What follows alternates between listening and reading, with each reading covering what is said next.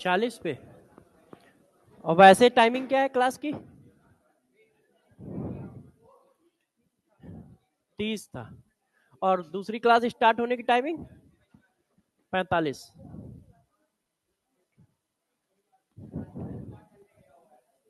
हाँ, अच्छा कोई बात नहीं, लास्ट में वही सहारा होता है।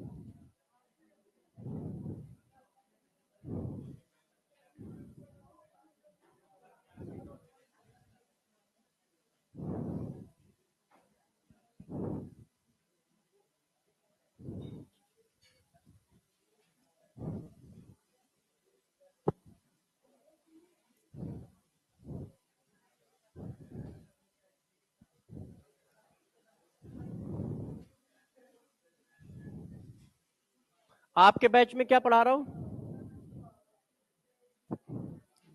लास्ट क्लास में यही पढ़ाया है, यहीं पे छोड़ा है? अच्छा, बराबर छोड़ा।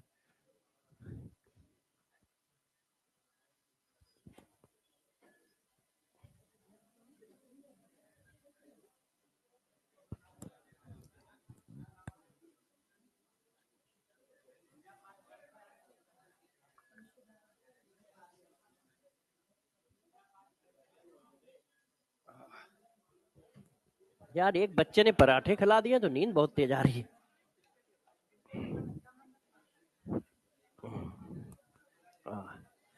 हाँ भाई, चलो कार्यक्रम को आगे बढ़ाया जाए। तो कार्यक्रम के तहत लास्ट क्लास में हाफ सेल पढ़ाए थे कि हाफ सेल क्या होते हैं। तो एक metal metal ion half cell पढ़ाया, एक gas gas ion half cell पढ़ाया। ठीक है, तो अब हम लोग उसके आगे का प्रोग्राम स्टार्ट करेंगे। नहीं, अभी क्वेश्चन नहीं लगा सकते आप किसी भी तरह के, सिर्फ कंडक्टेंस के क्वेश्चन लगा सकते हो। कंडक्टेंस का कोई भी क्वेश्चन कर सकते हो, वो होगा, मगर सेल का कोई भी क्वेश्चन अभी मत टच करिएगा, अभी कुछ नहीं पढ़ाया है। ठीक है, तो किसी भी तरह का क्वेश्चन सेल वाला मत करिए।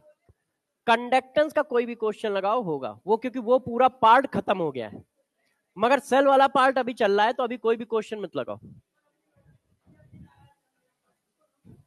पीडीएफ, हाँ, पीडीएफ आप लोग लिंक से डाउनलोड कर लो। जो मैंने अभी वीडियो डाला उसके लिंक पे तीनों टाइप की पीडीएफ डाल रखी है, और तीनों चैप्टर की मर्ज कर दी है। जो पिछली वाली दी थी, किसी के पास है क्या? पिछली किसी को दी थी? अच्छा, कोई बात नहीं, तो मैं बता देता हूं ऐसे ही। ठीक है, रुक जाओ, देखता हूं कहां पे है।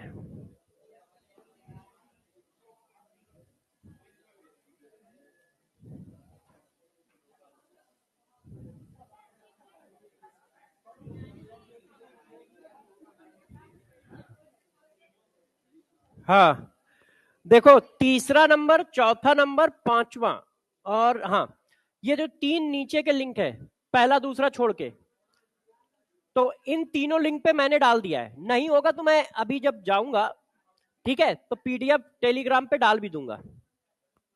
आपको जो मैंने सीट दी थी, अभी अभी मैंने एक डाला था। ये जो तीन है नीचे के, नीचे के जो तीन है उसमें मैंने लिखा दिया है। एक तो शॉर्ट नोट्स है, एक थ्योरी रिवीजन सीट, वही जो मैंने सीट दी थी वो पूरी 12th की है, उसमें तीनों चैप्टर के मैंने डाल दिए हैं। Liquid solution, chemical kinetics, electrochemistry, और क्यूएसडी प्राइम, 12th का पूरा QSD prime, liquid solution, chemical kinetics और इलेक्ट्रोकेमिस्ट्री, वो भी मैंने इसमें डाल दिया है। टेलीग्राम पे भी डाल दूंगा। हाँ, 1 और 2 में, सब में डाल दूंगा। नहीं तो अपने वाले में तो डालता ही हूँ, हाँ, है ना। तो बस, तो यहां से डाउनलोड कर लो, मैंने तीनों मर्ज करवा दी थी, जैसे एक ही में मर्ज रहे। तो आपको करना क्या है मैं बता भी देता हूं, चलो आप लोगों को, हाँ उसमें भी डलवा दूंगा। हाँ, वो तो क्या है ना, यूट्यूब वाले बच्चों के लिए लगवाया था कि वो बेचारे टेलीग्राम कहाँ ढूंढते घूमेंगे, तो वो अपना यहां से डाउनलोड कर लेंगे अपना। तो जरा देखिए, आपको बता भी देता हूं, तब तक बच्चे अपना आते जाते खाना पीना सेट कर लें। देखो, आप लोगों को मैंने कहा था कि आपको काम क्या करना है। ठीक है, मैंने आप सभी बच्चों को पहले ही बताया था कि यार देखो, मैं आपका सारा काम करके जाऊंगा।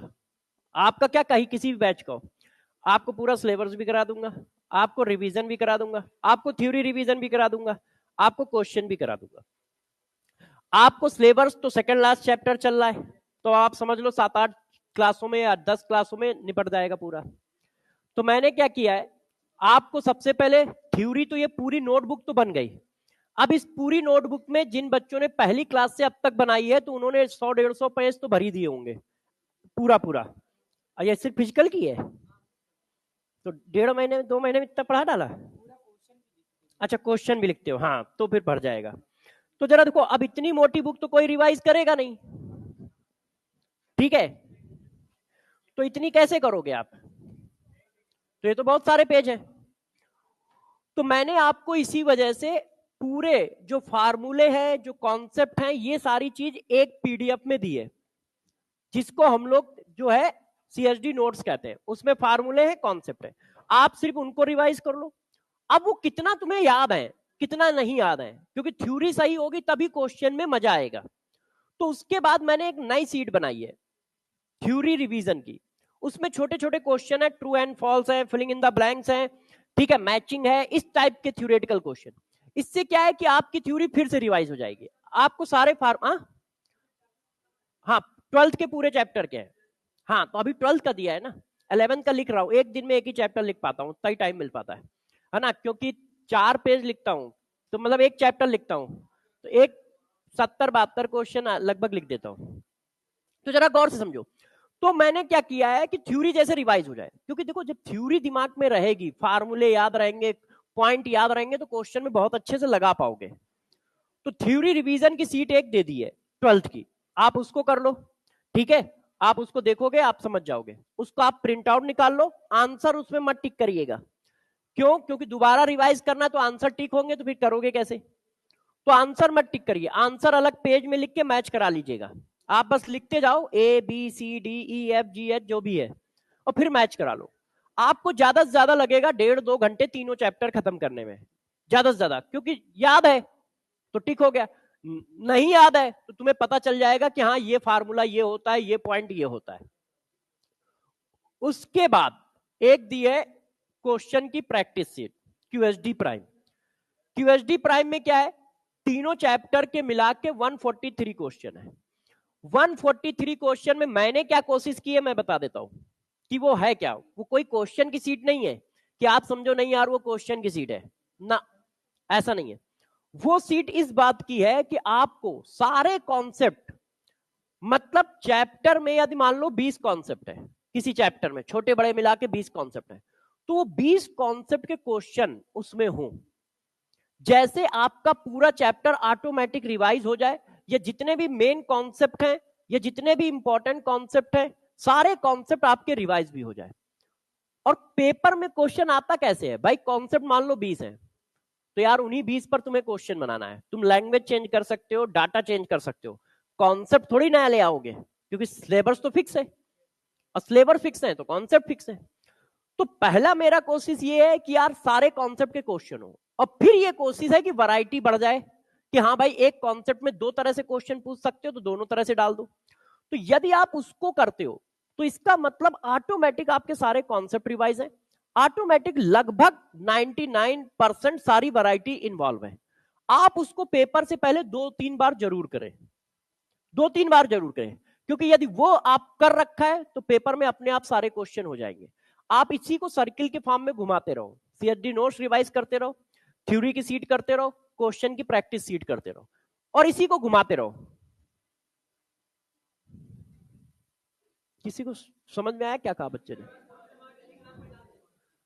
थ्योरी वाला हाँ टेलीग्राम पे डाल दूंगा, ठीक है। तो जरा देखो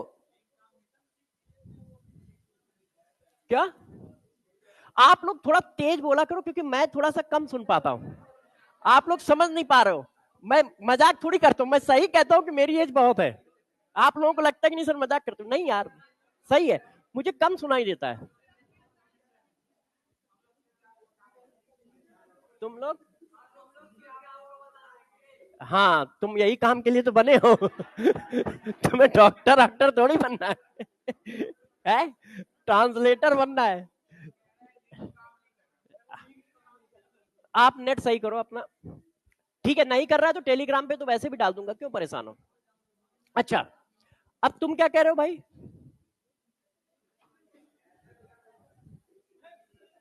अच्छा चलिए, अच्छा अब बता देता हूं। आपको एक काम और करना है बस। कोई भी AITS यदि आपके पास पहले से है तो कोई जरूरत नहीं है, नहीं है तो कोई एक ले लो, चाहे जिसकी ले लो। अब क्या है, आपने क्वेश्चन नहीं, किसी की भी ले लो। हाँ है, अच्छा हाँ, आपको तो इसको यहाँ मिली है, आप मत लो, तुम्हें तो यहाँ शायद एक टेस्ट सीरीज चल रही है ना, मैं भूल जाता हूँ, 20-25 पेपर की। कोई बात नहीं, शेड्यूल से क्या फर्क पड़ता है। अच्छा रुको, सुन तो लो यार, बताने नहीं देते। तो क्या करना है, सबसे पहले सुनो, आपने CSD रिवाइज किया, सारे फार्मूले, सारे कॉन्सेप्ट, सारी थ्योरी रिवाइज हो गई। फिर उसको मैंने क्या किया, थ्योरी की सीट लगाई, उससे हमारी थ्योरी और स्ट्रांग हो गई। सारे फार्मूले फिर से रिकॉल हो गए, याद हो गए, कितने याद है कितने नहीं। उसके बाद आपने क्वेश्चन की सीट लगा ली। उसके बाद आपका काम एक ही है, खूब जितना टेस्ट दे सकते हो दो। टेस्ट में जो भी चीजें आपकी फंसती जाए उनको एक नोटबुक में लिखते जाओ कि हाँ यार ये वाला क्वेश्चन मुझे नहीं आता है, गलत हो जाता है, उसकी एक नोटबुक बनाते जाओ। क्योंकि इसके बाद यदि कुछ नहीं आ रहा है तो वो आपको ध्यान रखना है, वो नंबर को बढ़ाएगा। आपके एक फिक्स नंबर हो गए, अब नंबर को बढ़ाने का काम ऐसा ही होगा, क्योंकि आपको पता नहीं चलेगा कि आपका कमजोर क्या है। कुछ दिन बाद जिसके 500-600 आ रहे हैं उसको कमजोरी नहीं पता चलती है, 550 जिसके आ रहे हैं उसको कमजोरी नहीं पता चलती है कि वीक कहां है। क्यों? क्योंकि वो किसी पोर्शन में वीक ही नहीं होता है कि किसी बड़े पोर्शन में वीक हो। वो क्या होता है कि किसी टाइप क्वेश्चन की वैरायटी में वीक होता है, कि एक कॉन्सेप्ट पे 3-4 टाइप के क्वेश्चन बन सकते हैं, तो एक कॉन्सेप्ट पे उसको 2 टाइप के क्वेश्चन सॉल्व करने आते हैं, 2 टाइप के नहीं आते हैं। वो इस जगह पे वीक होता है। इस वीकनेस को दूर करने का तरीका यही होता है कि आप जब क्वेश्चन करें, उस क्वेश्चन को आप सर्किल करते जाएं या किसी नई कॉपी पे लिखते जाएं, और सिर्फ उन क्वेश्चन को रिवाइज करें जो तुमसे नहीं हुए, जो तुमसे नहीं हुए।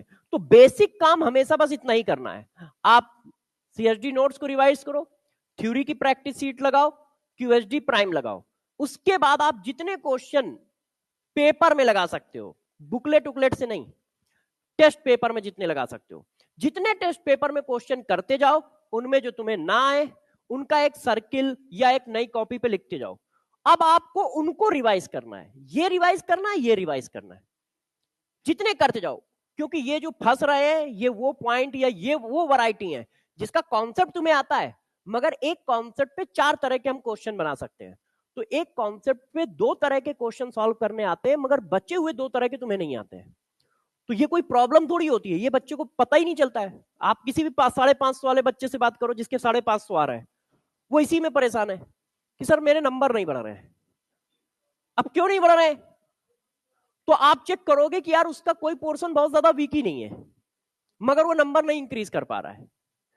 तो उसका रीजन है कि वो इस तरह के क्वेश्चन में फंसता है कि एक कॉन्सेप्ट पे 4 वैरायटी है, तो 2 वैरायटी आती है, 2 वैरायटी उसको नहीं आती है। वो कैसे सॉल्व होंगी? वो इस तरह से सॉल्व होंगी, वो टाइम लगेगा, पेपर देते जाओगे, क्वेश्चन कलेक्ट करते जाओगे, उनको सॉल्व करते जाओगे, उनको बार बार सॉल्व करोगे तो वैरायटी बढ़ती चली जाएगी। और तुम में हम में बस इतना ही अंतर होता है और कोई अंतर नहीं होता है। तो आप लोग इन चीजों के लिए तैयार रहे। हाँ, आपकी प्रैक्टिस कराने के लिए मैं बता देता हूं, आप मुझे सिर्फ 8 घंटे देंगे, 8 घंटे में हम लोग पूरा 12th फिर से करेंगे और प्रिपरेशन को हाई कर देंगे। एक सेशन मैंने लगाया है 6 तारीख को, वेडनेसडे को, एक सेशन लगाया है 7 तारीख को, ठीक है? नहीं 5 या 6 है शायद, एक बार देखना जरा कौन सी डेट लिखी है, 5-6 वेडनेसडे और थर्सडे लिखी है। वेडनेसडे को डेट कितनी है? ऑनलाइन यूट्यूब पे, ऑफलाइन नहीं है। ऑफलाइन में तो क्लास चल रही होगी ना, शाम को लगाया है। एक सेशन मेरा 6 बजे है, उसमें हम सबसे पहले थ्योरी की कराएंगे कि सारी थ्योरी रिवाइज करा देंगे क्लास 12th की, और एक सेशन उसके जस्ट नेक्स्ट डे है थर्सडे को, उसमें सारा क्वेश्चन ये जो आप लोगों ने कर रखा है QSD प्राइम उसको सॉल्व करा देंगे, क्योंकि उसकी सोल्यूशन नहीं है, आंसर की है। उसी में नीचे लगा है, उसी में नीचे QSD प्राइम का PDF उसी में नीचे है, लिंक में देखो मिल जाएगा, नहीं तो फिर मैं टेलीग्राम पे डाल दूंगा। तो आपका काम क्या है? आपका काम है उस काम को मेरे साथ कर पाना। तुम एक बात आप, अरे आवाज नहीं करो नहीं तो फिर मैं पढ़ाना शुरू करता हूं। देखो, पढ़ा के जाना सबसे आसान काम है, वो मैं आराम से कर देता हूं, मुझे दिक्कत कभी नहीं आती है। सिलेक्शन लेना सबसे टफ काम है। पढ़ना सबसे इजी है, इसीलिए सब बच्चों ने पैसे देके एडमिशन ले लिया है। भाई सबने पैसे दिए, एडमिशन लिया, क्योंकि सबसे इजी काम है। पैसे भी अपने नहीं गए, घर वालों के गए, कौन तुम्हारे गए? तो वो इजी काम था, वो तुमने कर लिया है। टफ काम है खुद पढ़ के सिलेक्शन लेना। अब वहां टफनेस आ रही है, इसीलिए 400 300 200 नंबर आए, क्योंकि खुद करना पड़ रहा है। जो काम दूसरों को करना था वो इजी था, पैसे ही लेने, पैसे घर से लिए, देने, दे दिए तुमने, ठीक है। अब आके बैठ गए कि हाँ यार ठीक है, सिलेक्शन तो हो ही गया है। क्यों? क्योंकि कोचिंग तो ज्वाइन ही कर ली है, तो सिलेक्शन तो हो ही गया है। अब तुम्हें बचे हुए 3 महीने में क्या निकालना है? हाँ, अब बचे हुए 3 महीने में तुम्हें बहाने ढूंढने हैं कि हाँ यार सर्वेश सर लेट आए थे इसलिए सिलेक्शन नहीं हुआ मेरा, ठीक है, उन्होंने वो क्वेश्चन सीट नहीं दी थी इसलिए मेरा सिलेक्शन नहीं हुआ। हाँ, कुछ मतलब कोई बहाने तो ढूंढने ही पड़ेंगे ना यार। हाँ, कुछ ना कुछ बता दोगे बहाने, तो उससे कोई फर्क नहीं पड़ता, फिर अगले साल पैसे लेके किसी ना किसी को तो दोगे यार। हाँ हाँ, मतलब कोई ना कोई तो बहाना ढूंढना ही पड़ेगा अपने को। नहीं नहीं, टीचर पे कुछ डाल दिया, कुछ किसी पे डाल दिया, किसी पे डाल दिया, डाल दिया। हाँ, तो आप लोग पूरी कोशिश करो कि टाइम है, मेहनत करो। मैं देखो तुम्हारे साथ सिर्फ मेहनत कर सकता हूं, बस इससे ज्यादा कुछ नहीं कर सकता। आपको मैंने बताया है कि जो पढ़ाऊंगा वही आएगा, मगर कर के आओगे नहीं आओगे ये सब तुम्हारी जिम्मेदारियां हैं। ये सब मेरा काम है, मेहनत करना मेरा काम है, तुम्हें बताना मेरा काम है, सारी चीजें सही पे करना मेरा काम है। मेरा काम है कि जो पढ़ाऊं, जो प्रैक्टिस कराने का जो तरीका है वो बेस्ट दूं। नहीं तो आप एक कोई बता दो कि किसी ने थ्योरी की सीट बना के आपको दी हो, या कहीं मिली हो कि नहीं यार हैंड रिटन थ्योरी की सीट किसी ने बना बना के दी है, तो मेहनत तो मैं करूंगा, ऐसा नहीं कि तुम्हारे लिए कर रहा हूं, वो सबके लिए करता हूं। मंथन वाले बच्चे हैं उनको भी यही देना है, मंजिल के हैं उनको भी यही देना है, यूट्यूब वालों को भी यही देना है, तुमको भी यही देना, उनसे तो पैसे भी नहीं मिलते। मगर प्रॉब्लम ये है कि हम लोगों की हैबिट में है कि हाँ यार कोई काम लिया तो अच्छे से करो, नहीं तो ना करो, और ऐसे करो कि बच्चे को प्रॉफिट हो। प्रॉफिट हो मतलब वो सेलेक्ट हो सके, नहीं तो मत करो। अपना तो रूल ही है कि काम करना है तो ठीक से करना है, नहीं तो करना ही नहीं है। तो मगर ये काम आपको भी करना पड़ेगा। वो देखो वहां मस्ती चल रही है, हाँ भाई याराना सही चल रहा है, इसी से मेडिकल में सिलेक्शन होगा। ये भैया मेडिकल में करना है, अभी नहीं, अभी तो सिलेक्शन लेना है, अभी से ही याराने में लगे पड़े हो। कितने कितने नंबर आ रहे हैं जरा सबको बताना एक बार। हाँ, तुम तीनों। हाँ हाँ हाँ, बताओ बताओ। 300 200, मतलब इससे ज्यादा कभी आए या इससे कम? एक बार ज्यादा आए कि थी कम आए थे? ज्यादा कितने? 400 आए? तो उस दिन क्या किया था? पढ़ के आए थे? अच्छा पढ़ के आए थे। तो अब प्लान क्या है सिलेक्शन का? ऐसा तो नहीं ये प्लान है कि अच्छा इस बार एलहन ज्वाइन करना है क्योंकि यहाँ अच्छा इस बार जो है आकाश करना है? क्या प्लान है, कैसे सिलेक्शन लोगे? जाके करोगे? करना नहीं है, पढ़ना है। पढ़ा रहे हो पक्का? पहला साल है कि दूसरा साल, तीसरा साल? नहीं नहीं, चौथा तो नहीं होगा। नहीं नहीं, 12th में हो? डर। अच्छा बताओ। नहीं मैं ऐसा नहीं कि तुम्हें परेशान कर रहा हूँ, ऐसे ही पूछ रहा हूँ। फर्स्ट ड्रॉप है? पेपर एक बार दिया अभी? मतलब नीट का एक बार पेपर दिया है? पिछली बार दिए थे, कितने नंबर थे? 100? तो यार प्रोग्रेस तो ही है, मान लो 110 थे, 300 आ रहे हैं, तो 200% की प्रोग्रेस है, खराब थोड़ी ना कोई। ठीक है। अच्छा, कहाँ से है ऐसे?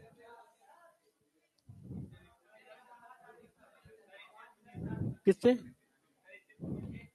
अब यहाँ बैठे हो तो नंबर तो कम होंगे ही, तभी बैठे हो, है ना? मगर नंबर कम होना मैं गलत नहीं मानता हूँ, क्योंकि नंबर कम ज्यादा तो सबके आते रहते हैं। प्रॉब्लम यह है कि इंटेंशन कैसा है, पढ़ने का है या सिलेक्शन लेने का है कि नहीं है। नहीं तो ये जो मैं पढ़ा रहा हूँ मैं 2 क्लास में भी खत्म करके जा सकता हूँ, इतना टैलेंट मेरे पास है, इतना टैलेंट मेरे पास है कि मैं कोई भी चीज, भाई हम लोग हर तरह के बैच पढ़ाते हैं, साल भर के भी, 6 महीने के भी, 3 महीने के भी, 2 महीने के भी, और यूट्यूब पर वन शॉट भी पढ़ाते हैं, है ना। बात यह है कि सामने आपको पढ़ना है तो शांति से पढ़ लो। जैसे मैंने स्टार्ट किया, मैंने देखा इनका मन नहीं है, ठीक है, मैंने अब बताना ही बंद कर दिया। ऐसी तैसी में जाओ, तुम्हारे लिए थोड़ी हूं, मेरा काम है काम करना, जो मेरे से फायदा उठा पाए उठा ले, जो ना उठाना पाए वो ऐसी तैसी में जाए, मुझे कोई फर्क नहीं पड़ता। मैंने सबको पहले ही बोल रखा है कि मैं किसी का सिलेक्शन नहीं कराऊंगा, पहले दिन से बोल रखा है, किसी का सिलेक्शन नहीं करूंगा। हाँ, मगर मैं अपना काम ईमानदारी से करके जाऊंगा, ये भी गारंटी है। सिलेक्शन आपका आपके हाथ में है, आपको मेहनत करनी है। हाँ बेटे, क्या कह रहे हो वेदांतु ने? हाँ नहीं, भरोसा आप सब रखो, मेरे ऊपर ना रखो, मेरा काम मेहनत करना है, वो मैं करके दे रहा हूं। मेरा काम ये है कि ये पढ़ाऊंगा यही आएगा, मगर सिलेक्शन आपकी जिम्मेदारी है। आप बहाने ढूंढ लो या फिर पढ़ाई कर लो, दो में से कोई एक काम करना है आपको। बहाने ढूंढोगे तो आज नहीं तो 4 साल बाद, 6 साल बाद मुझे याद करके रोगे। यदि बहाने नहीं ढूंढोगे तो 3 महीने बाद मुझे याद करके हंसोगे, मगर याद जरूर करोगे। एक बार इसलिए याद करोगे कि यार हाँ यार सर तो पहले ही बता चुके थे, सीधी सीधी बात करते थे, वो थोड़ी खराब जरूर लगती थी मगर साफ बता देते कि तुम्हारा नहीं होने वाला है जब तुम मेहनत नहीं करोगे तो। ठीक है, ऐसा नहीं होता था कि नहीं तुम्हारा हो जाएगा हो जाएगा हो जाएगा। भाई पढ़ने से होता है, और पढ़ना हाँ इंटेंशन से होता है। अभी तो वो मर रहे, अगली बार आपका नंबर आएगा, क्योंकि जब तुम्हारा सिलेक्शन नहीं होगा और बाप माँ दौड़ाएंगे जूता लेके तो तुम जाओगे कहाँ, कूद नहीं जाओगे, इसके आगे कहाँ जाओगे, है ना। आ जाइए, चलो अब पढ़ा देते हैं। अब जरा देखो यार, अब हेडिंग डाल लो आप लोग, सेल पोटेंशियल। आपकी पहली क्लास आज किसकी हुई है? अच्छा, फिजिक्स हुई है।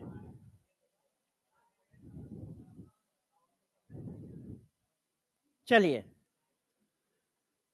सेल पढ़ाया है ना, तो टाइप ऑफ इलेक्ट्रोड पढ़ा दिया। आप बच्चा क्या है, working of cell. Working of cell पढ़ाई है आपको? अच्छा,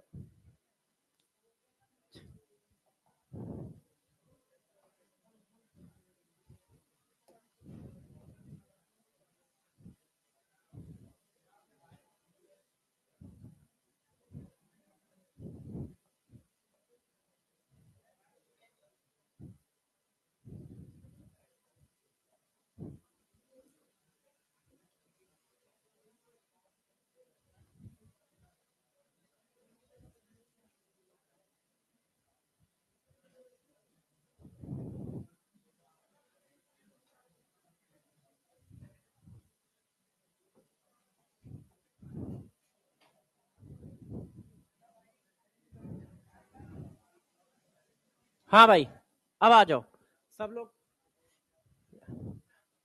सब लोग तैयार हो जाए। हेडिंग डाल दे, working of cell. Cell work कैसे करता है अभी तक ये नहीं पढ़ाया है, मैंने इसके पार्ट पढ़ा दिए थे। अब बता रहा हूं सेल वर्क कैसे करेगा, और फिर बताऊंगा इलेक्ट्रोड पोटेंशियल के बारे में। आप जल्दी से इसको नोट कर लो, वर्किंग ऑफ सेल हेडिंग डाल लो। ये सब नोट नहीं करना है, किसी को यदि बनाना हो तो बस फिगर बना लो, क्योंकि फिगर में हम वर्किंग ऑफ सेल बताएंगे, ठीक है। हाँ, फिर से फिगर बना दिया है, इसी को नोट करो। मैं तो अभी रफ कर दूंगा ना, वो कैसे करके ऐसे ऐसे कर दूंगा, रफ हो जाएगा। मैं तो अपना वो कर लूंगा ना, ऐसे कर लूंगा ना। अच्छा, डिलीट नहीं हो रहा है, कोई बात नहीं, और भी रास्ते हैं। देखो मेरा फिगर तो बन गया,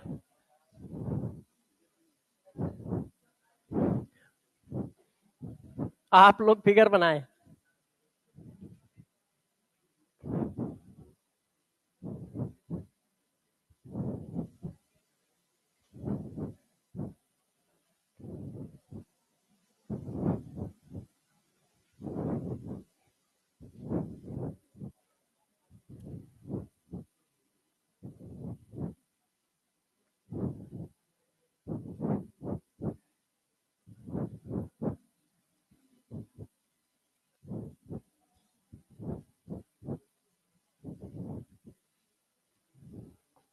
अरे भाई,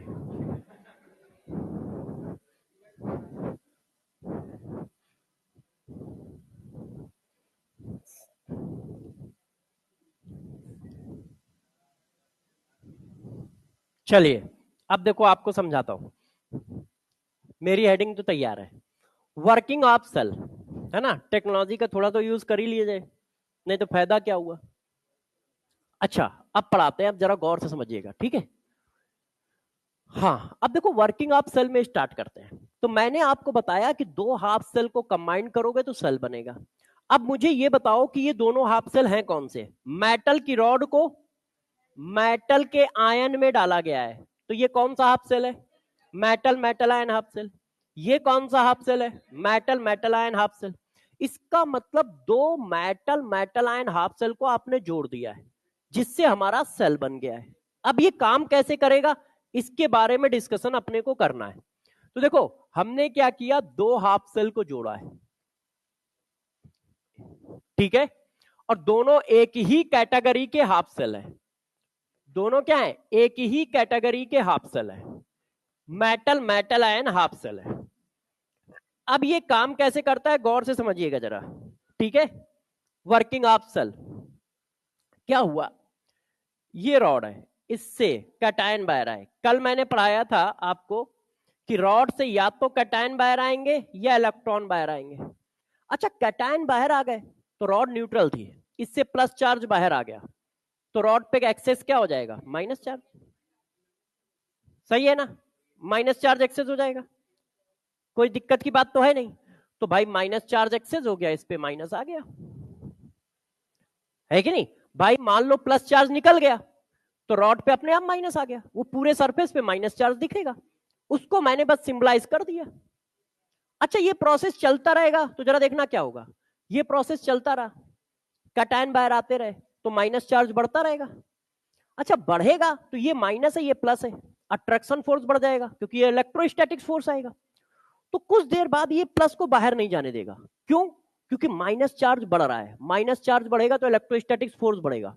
तो जब फोर्स ज्यादा होगा तो प्लस अपोजिट डायरेक्शन में जा रहा है, यहां से निकल के सोल्यूशन में जा रहा है, फिर ऐसे ऐसे घूम रहा है। तो यार ये अपोजिट डायरेक्शन हुई ना, तो जैसे जैसे प्लस बढ़ेगा वैसे वैसे निकलने की टेंडेंसी कम होती चली जाएगी। क्यों, क्योंकि इलेक्ट्रोस्टैटिक्स फोर्स बढ़ता जाएगा, इसकी वजह से वो प्लस चार्ज को खींचेगा, तो प्लस निकलना कम होने लगेंगे। जैसे ही ऐसा होने लगेगा तो गौर सुनना, ये इलेक्ट्रॉन वायर में चले जाएंगे। कहां चले गए, वायर में, चार्ज फिर कम हो गया। इलेक्ट्रॉन वायर में चले गए तो चार्ज कम हो गया, इलेक्ट्रोस्टैटिक्स फोर्स कम हो गया, अब फिर निकलने लगे, टेंडेंसी फिर बढ़ गई। क्लियर है यहां तक, कंफ्यूजन तो कोई नहीं है। कैटायन बाहर आए तो रॉड पे माइनस आ गया, लगातार बाहर आएंगे माइनस बढ़ता जाएगा तो इलेक्ट्रोस्टैटिक्स फोर्स बढ़ता जाएगा, और ये कैसा है, पॉजिटिव है, तो वो इसको खींचेगा, निकलने से रोकेगा। तब क्या होगा, इलेक्ट्रॉन निकल के वायर में चले गए, मतलब आउटर सर्किट में चले गए। अच्छा, अब इधर आ जाओ, ये कॉपर की रॉड है, इससे इलेक्ट्रॉन बाहर आए, ये देखो, अब इससे इलेक्ट्रॉन बाहर आए तो यहां पे कौन सा चार्ज एक्सेस हो गया, प्लस, ठीक है कि नहीं। अब एक एक करके रिएक्शन लिख रहा हूं, इस पे जब पहले इस पे क्या हुआ, मेटल की रॉड से आयन बाहर आ गए, और आयन कहां बाहर आएंगे, हवा में तो आएंगे नहीं, वो सॉल्यूशन में, तो सॉल्यूशन में हम इनको क्या लिखते हैं कि ऐसे लिख देते हैं। अब इसको बैलेंस करने के लिए दो इलेक्ट्रॉन लिखे, जबकि ये इलेक्ट्रॉन रॉड के अंदर है, बैलेंस करने के लिए, क्योंकि रिएक्शन बैलेंस लिखी जाती है चार्ज के फॉर्म में। अब जरा हुआ क्या, 0 से +2, तो 0 से +2 का मतलब ऑक्सीडेशन, और कहीं पर भी ऑक्सीडेशन हो रहा है तो उसका नाम रख दिया जाता है एनोड। तो इस वाले हाफ सेल को हम एनोड बोलने लगते हैं, ठीक है। अब दूसरे में क्या हुआ, हमारे पास इलेक्ट्रॉन बाहर आए थे, ये देखो, इलेक्ट्रॉन जो है हमेशा फ्री नहीं रहते, वो हमेशा कंबाइंड फॉर्म में ही रहते हैं। इलेक्ट्रॉन आए तो किसी ना किसी को लेना पड़ेगा, और यार इलेक्ट्रॉन माइनस है तो किसको लेगा, प्लस को लेगा, सिंपल सा लॉजिक है।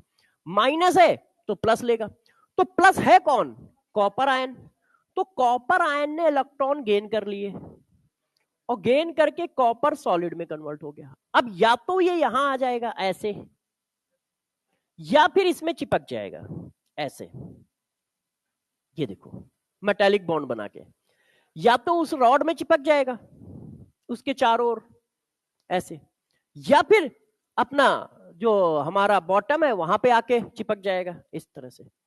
कोई एक काम हो रहा होगा। अच्छा, इस प्रोसेस में हुआ क्या, ये +2 से 0 चला गया। तो +2 से 0 क्या होता है, रिडक्शन। और रिडक्शन जहां हो रहा होता है उसको क्या कहते हैं, कैथोड कहते हैं। अब देख रहा, देखो इलेक्ट्रॉन निकल रहे हैं, पॉजिटिव चार्ज बढ़ता जाएगा, इलेक्ट्रॉन निकल रहे हैं, पॉजिटिव चार्ज बढ़ता जाएगा। एक समय क्या होगा, इलेक्ट्रॉन को निकलने नहीं देगा। क्यों, इलेक्ट्रोस्टैटिक्स फोर्स है। तो जब देख, गौर सुना, जब इलेक्ट्रॉन को ये निकलने नहीं देगा तो ये जो इलेक्ट्रॉन इधर आए थे वो वायर के थ्रू इसको मिलेंगे। अब जैसे ही इसको मिले प्लस कम हो गया, प्लस कम हो गया, फिर इलेक्ट्रॉन निकलने लगे। आउटर सर्किट हमारा कंप्लीट हो गया। अब इनर पे आते हैं। अब जरा ध्यान दो, देखिए अब यहां पे क्या था, कैटायन निकल रहे थे, तो यहां कैटायन निकल रहे हैं तो एनायन चार्ज कम हो गया। बैलेंस होना चाहिए ना, कैटायन बढ़ रहे हैं तो एनायन अपने आप कम हो गए रिलेटिवली। अच्छा, यहां पे कैटायन खत्म हो रहे हैं, ये देखो 0 में कन्वर्ट हो रहा है, तो यहां पे कैटायन कम हो रहे हैं, यहां पे कैटायन बढ़ रहे हैं, यहां पे कैटायन कम हो रहे हैं। क्यों, कॉपर +2 0 में कन्वर्ट हो रहा है। तो अब क्या करेगा, जरा गौर से देखिए, ये इसने यहां पे कैटायन दिए इसको, क्यों, इसके पास कैटायन की कमी है। तो सॉल्ट ब्रिज का इलेक्ट्रोलाइट क्या करेगा, इसको कैटायन सप्लाई करेगा जैसे ये न्यूट्रल हो जाए। अब जब ये कैटायन सप्लाई करेगा तो यहां पे एनायन डेवलप हो गया। ये एनायन जो है दौड़ लगाएगा ऐसे, दौड़ लगाते हुए इधर आ गया। भाई को एनायन चाहिए, क्यों, यहां पे कैटायन एक्सेस है, कैटायन आ रहे हैं, तो कैटायन आ रहा है तो इसको न्यूट्रल करने के लिए एनायन चाहिए। वो जो एनायन वहां डेवलप हुआ है वो इसको मिलेगा ऐसे। अब देखो, आउटर सर्किट इलेक्ट्रॉन के फॉर्म में कन्वर्ट हो गया, इनर सर्किट आयन के फॉर्म में कन्वर्ट हो गया, सर्किट कंप्लीट हो गया। जैसे ही सर्किट कंप्लीट हुआ, वोल्टेज डिफरेंस आ गया हमारा, सेल काम करने लगा। तो वर्किंग ऑफ सेल ये है, क्या हुआ, वर्किंग ऑफ सेल ये है। क्या किया, फिर से देखो एक बार रिवाइज कर देता हूं, बहुत सिंपल सा है, ध्यान दीजिए। रॉड ने कैटायन निकाले, जैसे ही कैटायन निकाले तो माइनस चार्ज आ गया क्योंकि प्लस बाहर निकल गया। ठीक है, वो बढ़ता गया तो इलेक्ट्रोस्टैटिक्स फोर्स है, ये माइनस, ये प्लस है, ये माइनस, माइनस बढ़ रहा है तो फिर प्लस को निकलने नहीं देगा, प्लस को निकलने नहीं देगा तो उसकी टेंडेंसी कम हो जाएगी। जैसे ही टेंडेंसी कम होगी, यहां से इलेक्ट्रॉन निकल के आउटर सर्किट में चले गए। ठीक है, अब यहां क्या हो रहा है, ये इलेक्ट्रॉन छोड़ रहा है। जब ये इलेक्ट्रॉन छोड़ेगा तो यहां पे प्लस चार्ज ज्यादा हो गया, कुछ देर बाद ये इलेक्ट्रॉन निकालना बंद करने लगेगा, टेंडेंसी कम होने लगेगी। क्यों, इलेक्ट्रोस्टैटिक्स फोर्स बढ़ गया। अब यार इसको भी क्या करना है, इलेक्ट्रॉन यदि निकालने हैं तो जो इलेक्ट्रॉन उधर से आए थे वो वायर के थ्रू इसको मिल गए, इसको मिल गए तो चार्ज कम हो गया, इलेक्ट्रोस्टैटिक्स फोर्स कम हो गया, फिर इलेक्ट्रॉन निकलने लगे। अब यहां पर कैटायन की कमी हो गई क्योंकि इलेक्ट्रॉन कैटायन को मिलेंगे तो वो न्यूट्रल हो जाएगा, इसको कैटायन चाहिए तो सप्लाई किया इलेक्ट्रोलाइट ने। कौन सा इलेक्ट्रोलाइट, जो सॉल्ट ब्रिज में भरा है, इसने सप्लाई किया। तो जैसे ही कैटायन इसको मिला तो यहां पे एनायन जनरेट हो गया, वो एनायन दौड़ लगाता है और इसको मिलता है। क्यों, क्योंकि यहां कैटायन ज्यादा है, इसको एनायन चाहिए। तो देखो, इनर सर्किट कंप्लीट हो रहा है आयन के फॉर्म में, आउटर सर्किट कंप्लीट हो रहा है इलेक्ट्रॉन के फॉर्म में। ठीक है, डायरेक्शन क्या है, कभी कभी डायरेक्शन पे क्वेश्चन आ जाता है। डायरेक्शन क्या है, देखो डायरेक्शन क्या है, तो आउटर सर्किट में डायरेक्शन क्या है, आउटर सर्किट में देखो, आउटर सर्किट में इलेक्ट्रॉन की डायरेक्शन है एनोड टू कैथोड, ये इलेक्ट्रॉन के मूवमेंट की डायरेक्शन है ना, कि इलेक्ट्रॉन किधर से किधर जा रहा है। इनर सर्किट में क्या हो रहा है, तो आप इनर सर्किट में देखो आयन किधर से किधर मूव कर रहे हैं, सॉरी कैथोड से एनोड की ओर, और कौन आ रहा है, आयंस आ रहा है, यहां आयन का मूवमेंट है, आयन का मूवमेंट है, ये देखो। तो कभी कभी ये पूछते हैं, और बाकी तो आप जानते ही हो कि यदि करंट के बारे में पूछे तो इलेक्ट्रॉन की डायरेक्शन का अपोजिट करंट की डायरेक्शन होगी। वैसे वो पूछेंगे नहीं क्योंकि वो फिजिक्स का पार्ट हो जाता है, हम लोगों से ज्यादा ये बात पूछी जा सकती है। ये होता है वर्किंग ऑफ सेल। अब इसमें देखो दो बातें मैंने चालाकी से गायब कर दी, वो आपको पता था कि सर अभी बताएंगे, ऐसा नहीं कि तुमने पकड़ी नहीं होंगी, पकड़ ली होंगी, मगर तुम्हें पता था कि सर अभी बीच में बता ही देंगे। एक, आपने इसी से कैटायन क्यों निकाले, इसमें क्या बुराई थी? दूसरा, इसी से इलेक्ट्रॉन क्यों निकाले, इसमें क्या बुराई थी? पहला ये। फिर अगला कि ये जो वोल्टेज आया ये कितना आएगा, हमें को कैसे पता चलेगा? आपने सेल का सर्किट कंप्लीट कर दिया तो वोल्टेज आ गया, मगर ये आएगा कितना, हमको कैसे पता चलेगा? तो ये दोनों क्वेश्चन का जवाब हम देंगे अभी जब इलेक्ट्रोड पोटेंशियल हेडिंग पढ़ाएंगे तो वहां पे दे देंगे, है ना? तो जो दो, हाँ हाँ हाँ पूछो पूछो। सॉल्ट ब्रिज जो है,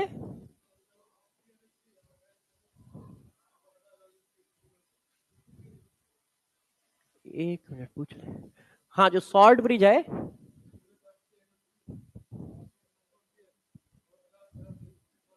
हाँ, अच्छा किसी और का इस्तेमाल करना चाहते हो? अच्छा, देखो आप क्वेश्चन सारी जनता को बता दूं, ठीक है?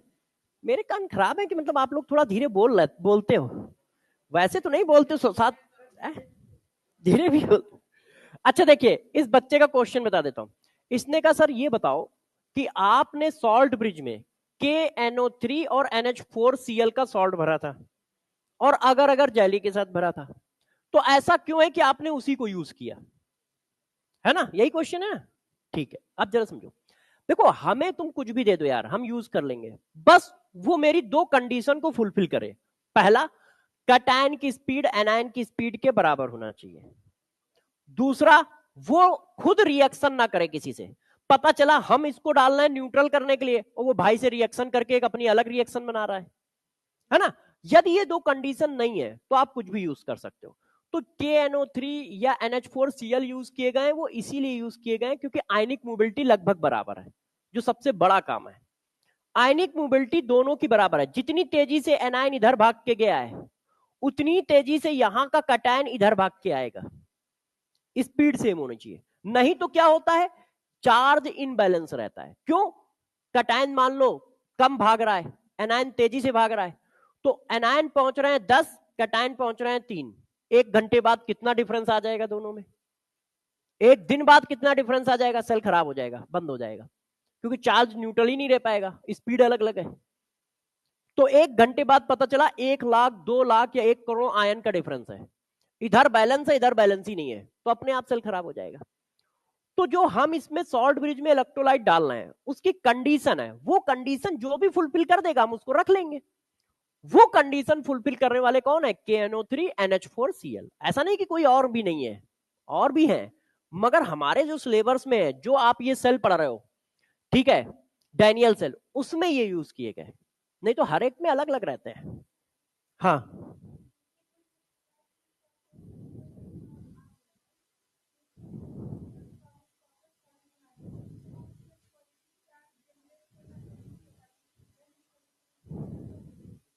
हाँ, यदि इलेक्ट्रिक न्यूट्रल नहीं रहेगा तो सर्किट नहीं पूरा होगा ना, 2 मिनट बाद बंद हो जाएगा, तो सेल खराब हो गया। अब सेल खराब हो गया, इतने पैसे खर्च कर रहे हो तो चलना चाहिए ना मशीन, तो इलेक्ट्रिक न्यूट्रल नहीं रहेगा भाई, कुछ देर बाद पॉजिटिव सारा खत्म हो गया, अब सेल रिएक्शन रुक जाएगी। हाँ, इसलिए हम लोगों ने सर्किल कंप्लीट करने के लिए किया है। इतनी बात ठीक है? सेल कैसे काम कर रहा है समझ पा रहे हो? अब जरा देखो यार बच्चों, हाँ बेटा पूछ लो पूछ लो। कॉपर का,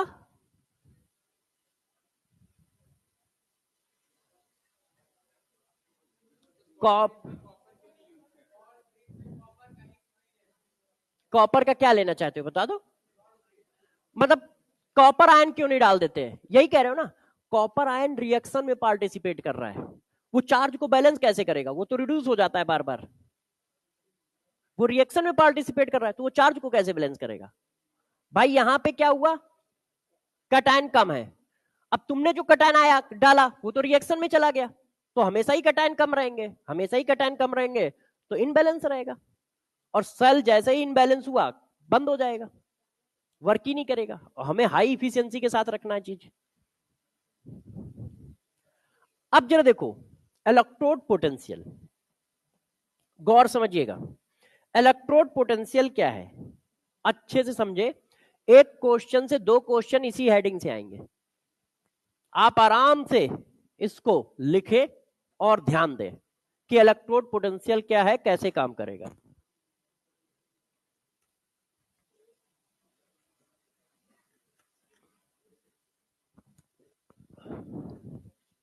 देखिए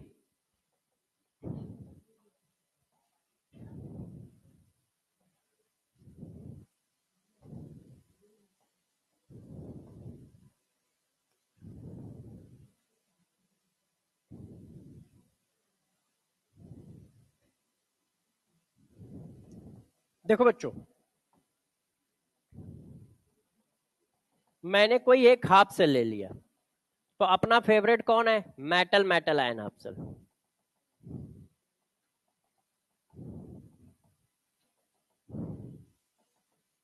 ये देखो, ये है जिंक रॉड और ये है जिंक आयन का इलेक्ट्रोलाइट। इक्वस, क्लियर है? ध्यान दो इधर, जिंक रॉड को जिंक आयन के इलेक्ट्रोलाइट में मैंने डाल दिया है। अब हम इलेक्ट्रोड पोटेंशियल पढ़ने जा रहे हैं। रॉड क्या करेगा, या तो इलेक्ट्रॉन, अरे भाई बातें नहीं करो नहीं तो यार भगा दूंगा, वैसे मेरा मूड सही नहीं है आज, है ना, तो फिर कहोगे कि अरे यार सर आपने ऐसा क्यों कर दिया। या तो मैं चला जाऊंगा, दो में से एक ही काम होगा। ठीक है, मैं चला गया तो भी तुम्हारा नुकसान है, तुम चले गए तो भी तुम्हारा नुकसान है।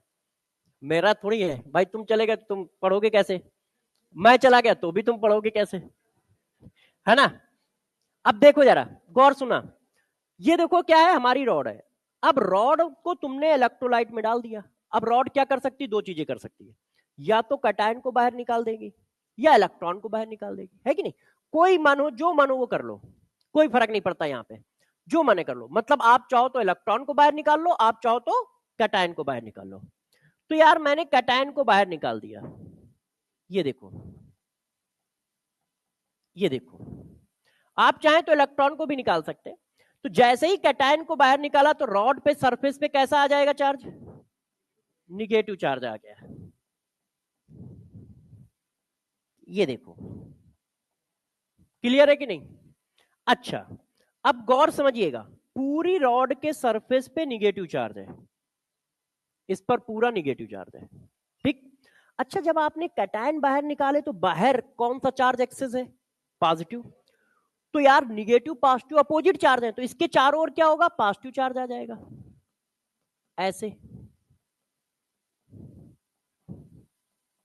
ये देखो, यहां तक कोई दिक्कत है, क्लियर है, बस खत्म हो गया। अब गौर समझना, जहां पर भी चार्ज की दो लेयर डेवलप हो जाए अपोजिट चार्ज की, एक ये आ गया, एक ये आ गया, अपोजिट चार्ज की जहां पर भी दो लेयर डेवलप हो गई वहां पर इलेक्ट्रोड पोटेंशियल डेवलप हो जाएगा। अपोजिट चार्ज की दो लेयर जहां पर भी डेवलप हो गई वहां पर इलेक्ट्रोड पोटेंशियल आ जाता है, वहां पर एक पोटेंशियल क्रिएट हो जाता है, उस पोटेंशियल का नाम ही इलेक्ट्रोड पोटेंशियल है। क्यों, क्योंकि इलेक्ट्रोड और इलेक्ट्रोलाइट सोल्यूशन के बीच में ये काम हुआ है। ये इलेक्ट्रोड है, ये इलेक्ट्रोलाइट सोल्यूशन है, उनके बीच में ये लेयर आई है, double layer, double layer of charge, वो भी अपोजिट। ऐसा कहीं पर भी हो जाए, जैसे अभी यहां हुआ है, मान लो कहीं और भी दिख जाए आपको, तो समझ लेना वहां पे कोई ना कोई पोटेंशियल आ गया है। उस पोटेंशियल का बस नाम अलग अलग होगा, बस वो है वोल्टेज ही। तो फिर से मैंने क्या बताया, जरा गौर समझो। ये हमारी रॉड है जिस पर निगेटिव चार्ज है, इसके चारों ओर पॉजिटिव चार्ज आ गया, डबल लेयर आ गई। जैसे ही चार्ज की डबल लेयर आ जाएगी तो वहां पर एक पोटेंशियल डिफरेंस क्रिएट हो जाता है, जिसको आप इलेक्ट्रोड पोटेंशियल कहते हो। तो अब इस चीज को लिख लो। तो इलेक्ट्रोड पोटेंशियल क्या है, इलेक्ट्रोड पोटेंशियल है potential develop between electrode and electrolyte solution due to, अब इसका reason, due to double layer of charge. Double layer आने की वजह से इनके बीच में एक पोटेंशियल क्रिएट हो गया है, उस पोटेंशियल का नाम इलेक्ट्रोड पोटेंशियल रख रहे हैं। तो देखो इलेक्ट्रोड पोटेंशियल क्या है, potential develop between electrode and electrolyte solution. Potential develop electrode and electrolyte solution due to double layer of opposite charge. ठीक है, अब इसको रिप्रेजेंट किया जाता है बच्चों ई से। इसको रिप्रेजेंट कैसे किया जाता है, ई से रिप्रेजेंट किया जाता है। दोनों, अरे ये बताया तो, जब कैटायन बाहर निकल आए तो रॉड पे कौन सा चार्ज आएगा, जनरेट हो गया। अब बताओ जब कैटायन बाहर निकल आए तो अब बताओ यहां पे कौन सा चार्ज एक्सेस हो गया, तो उसके अगल बगल आ जाएगा, बस जनरेट हो गया ना दोनों चार्ज। क्लियर है, समझ गए ना कैसे हुआ है। अच्छा, इसको रिप्रेजेंट कैसे करते हैं, ई से करते हैं। अब जरा देखो यार, इसके बारे में और बातें बताता हूं। ये दो तरह का होता है, दो तरह का, कौन कौन सा, यदि हाफ सेल में, यदि हाफ सेल में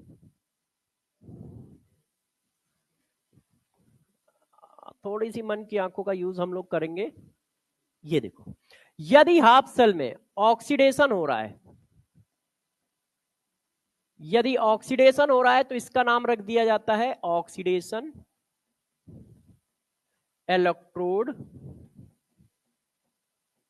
पोटेंशियल, और इसका रिप्रेजेंटेशन हो जाता है EOP।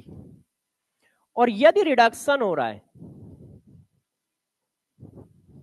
तो नाम रख दिया जाता है रिडक्शन इलेक्ट्रोड पोटेंशियल, ERP। ठीक है, तो ये जो है, यदि इस हाफ सेल में ऑक्सीडेशन हो रहा है तो इसी इलेक्ट्रोड पोटेंशियल का नाम ऑक्सीडेशन इलेक्ट्रोड पोटेंशियल। यदि इसी हाफ सेल में रिडक्शन हो रहा है तो रिडक्शन इलेक्ट्रोड पोटेंशियल। अब इतना बड़ा नाम न लिख के हम लोग हमेशा यही यूज किया करेंगे, EOP ERP। अच्छा, इसमें एक और बात आती है, स्टैंडर्ड इलेक्ट्रोड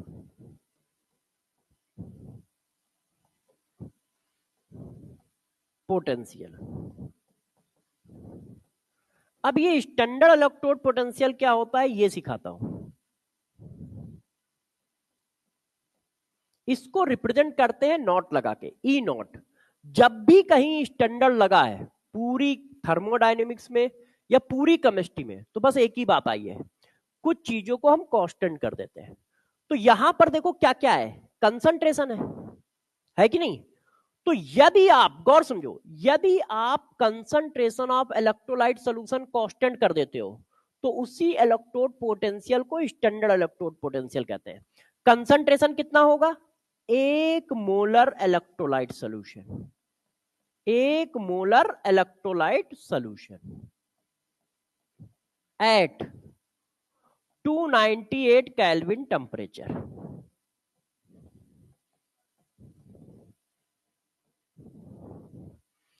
यदि आप इलेक्ट्रोलाइट का कंसंट्रेशन फिक्स कर देते हो तो उसी इलेक्ट्रोड पोटेंशियल को स्टैंडर्ड इलेक्ट्रोड पोटेंशियल बोला जाने लगता है। मैंने क्या किया, फिर से सुन लो। मैंने कहा कि जो इलेक्ट्रोड पोटेंशियल आया है, यदि कंसंट्रेशन फिक्स है तो उसको हम स्टैंडर्ड इलेक्ट्रोड पोटेंशियल बोल देंगे। और वो कंसंट्रेशन कितना है, 1। वो कंसंट्रेशन कितना है, 1 मोलर इलेक्ट्रोलाइट सॉल्यूशन। तो जब स्टैंडर्ड इलेक्ट्रोड पोटेंशियल लिखा है, इसका मतलब always always always 1 molar electrolyte solution में मेजर किया गया है। और जब इलेक्ट्रोड पोटेंशियल लिखा है तो कंसंट्रेशन कुछ भी हो सकता है, डिफिनीशन में कहीं कंसंट्रेशन के बारे में बात नहीं है, चेक करो। तो इसका मतलब कंसंट्रेशन कुछ भी हो सकता है, और ये जब है तो कंसंट्रेशन की बात है। तो इलेक्ट्रोड पोटेंशियल क्या है कि जब कहीं पर डबल लेयर ऑफ चार्ज आ जाएगा तो जो पोटेंशियल होगा वो इलेक्ट्रोड पोटेंशियल होगा। अब इलेक्ट्रोड पोटेंशियल इसमें हमें बताना है, तो इसमें मैंने बताया कि potential develop between electrode and electrolyte solution is known as electrode potential.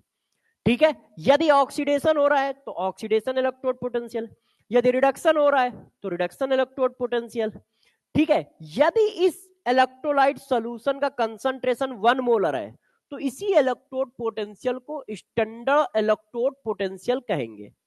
यदि कंसंट्रेशन 1 मोलर है तो इसी को क्या कहेंगे, स्टैंडर्ड इलेक्ट्रोड पोटेंशियल कहेंगे। क्लियर है इतनी बात, यहां तक सही है?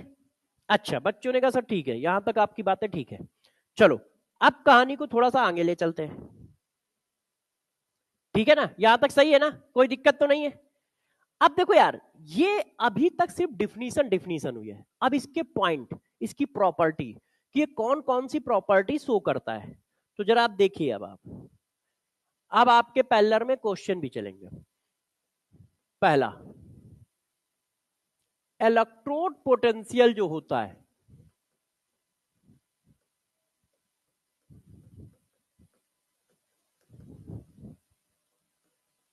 वो स्टेट फंक्शन होता है।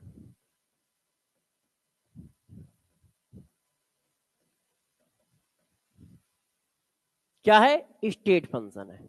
क्यों? आपको क्या पढ़ाया? Work, heat, heat capacity, distance, path function है। इसका मतलब ना तो ये वर्क है, ना ये हीट है, ना ये हीट कैपेसिटी है, ना ये डिस्टेंस है, तो इसका मतलब ये क्या होगा? State function. ये बात आपको पता भी थी, मगर अब इसका यूज बताता हूं कि आपको ध्यान क्या रखना है, गौर सुनिएगा। यदि ये स्टेट फंक्शन है तो हम लोग ये लिख सकते हैं कि आरपी वैल्यू ऑफ रिडक्स मतलब electrode potential of RP minus electrode potential of OP. किसी भी हाफ सेल का यदि आपको रिडक्शन पोटेंशियल दिया है तो उस हाफ सेल का ऑक्सीडेशन पोटेंशियल आपको पता चल जाएगा। क्यों? दोनों इक्वल एंड अपोजिट होते हैं, सेम हाफ सेल। ये बात सेम हाफ सेल के लिए लिख सकते हो। अभी मैं थोड़ा और समझाता हूं इसको। यदि किसी हाफ सेल का रिडक्शन पोटेंशियल दिया है तो ऑक्सीडेशन पोटेंशियल उतना ही होगा विद अपोजिट साइन। ऑक्सीडेशन दिया है तो रिडक्शन पोटेंशियल उतना ही होगा विद अपोजिट साइन। ऐसा क्यों कह रहा हूं? क्योंकि ये स्टेट फंक्शन है। तो बच्चों ने कहा इससे क्या मतलब, तो मैंने कहा जरा देखो इस बात को। Zn2 positive equals Zn solid. देखिए, इनिशियल स्टेट ये, फाइनल स्टेट ये।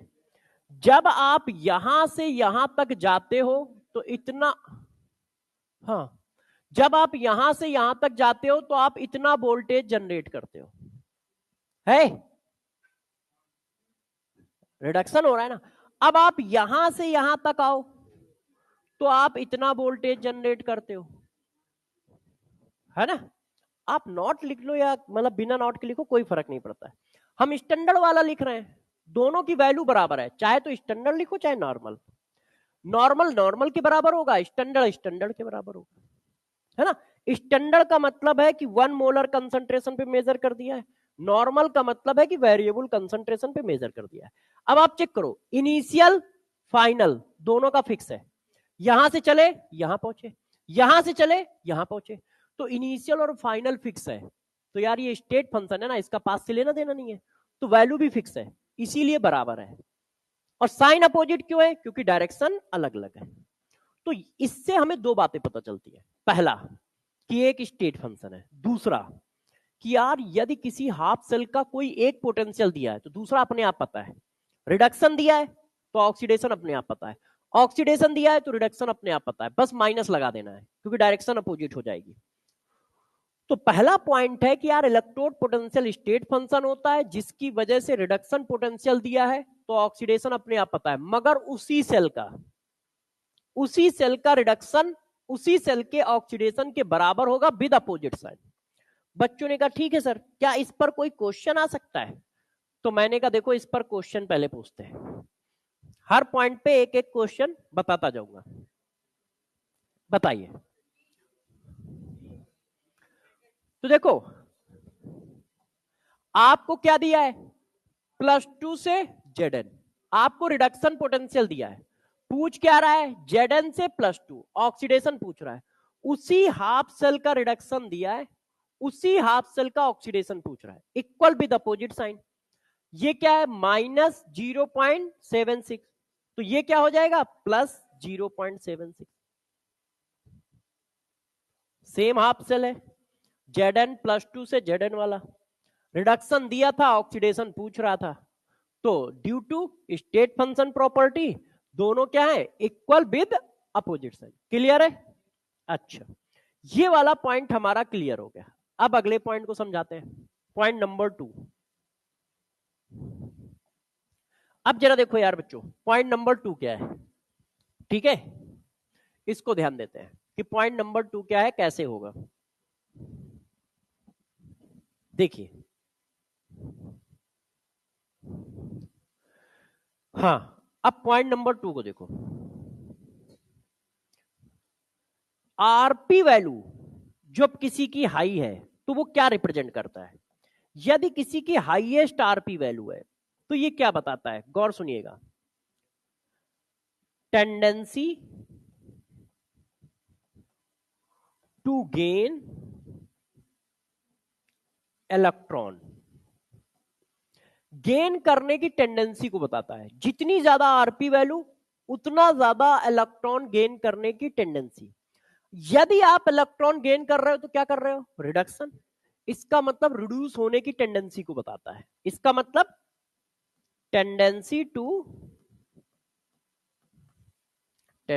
टू रिड्यूस, इसका मतलब ये रिडक्शन करने की टेंडेंसी को बताता है।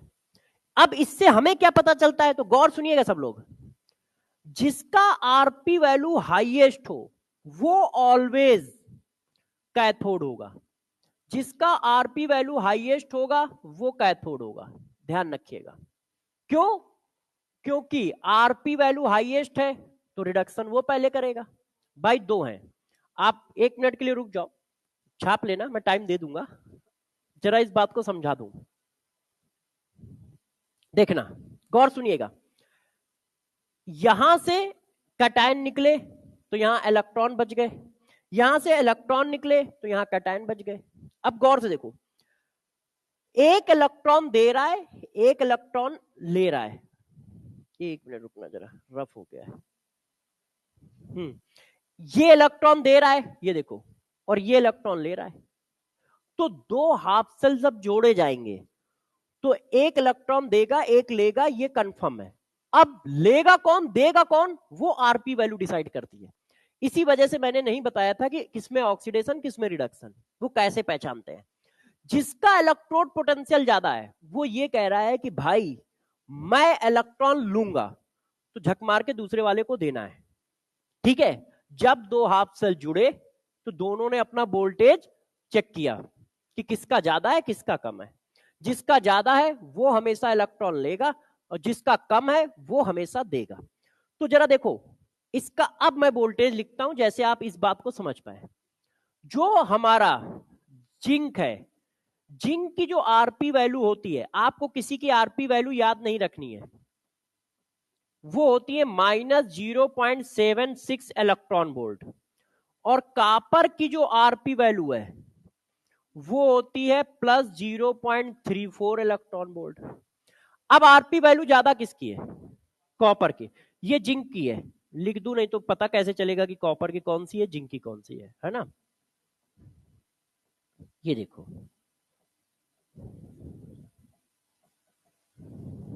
ये देखो, तो आरपी वैल्यू ज्यादा है, इसी वजह से इसमें रिडक्शन हुआ है।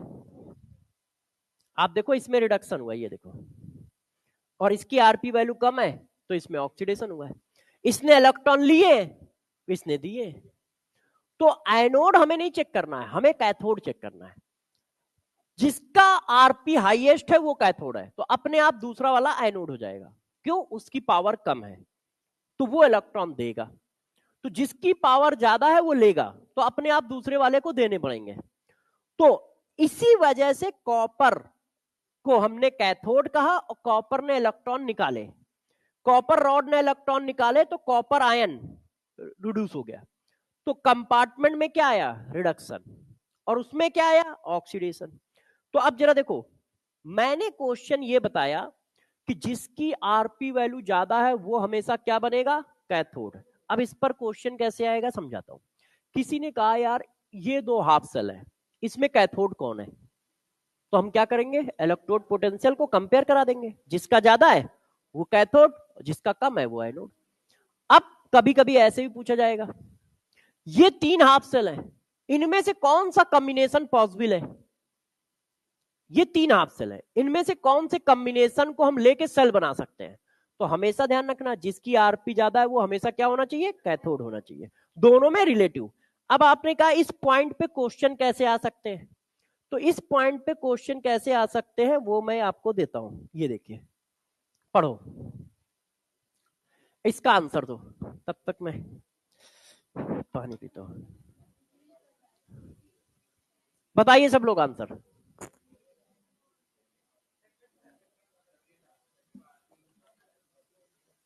तो कैथोड कौन बनेगा? जिसका आरपी ज्यादा हो।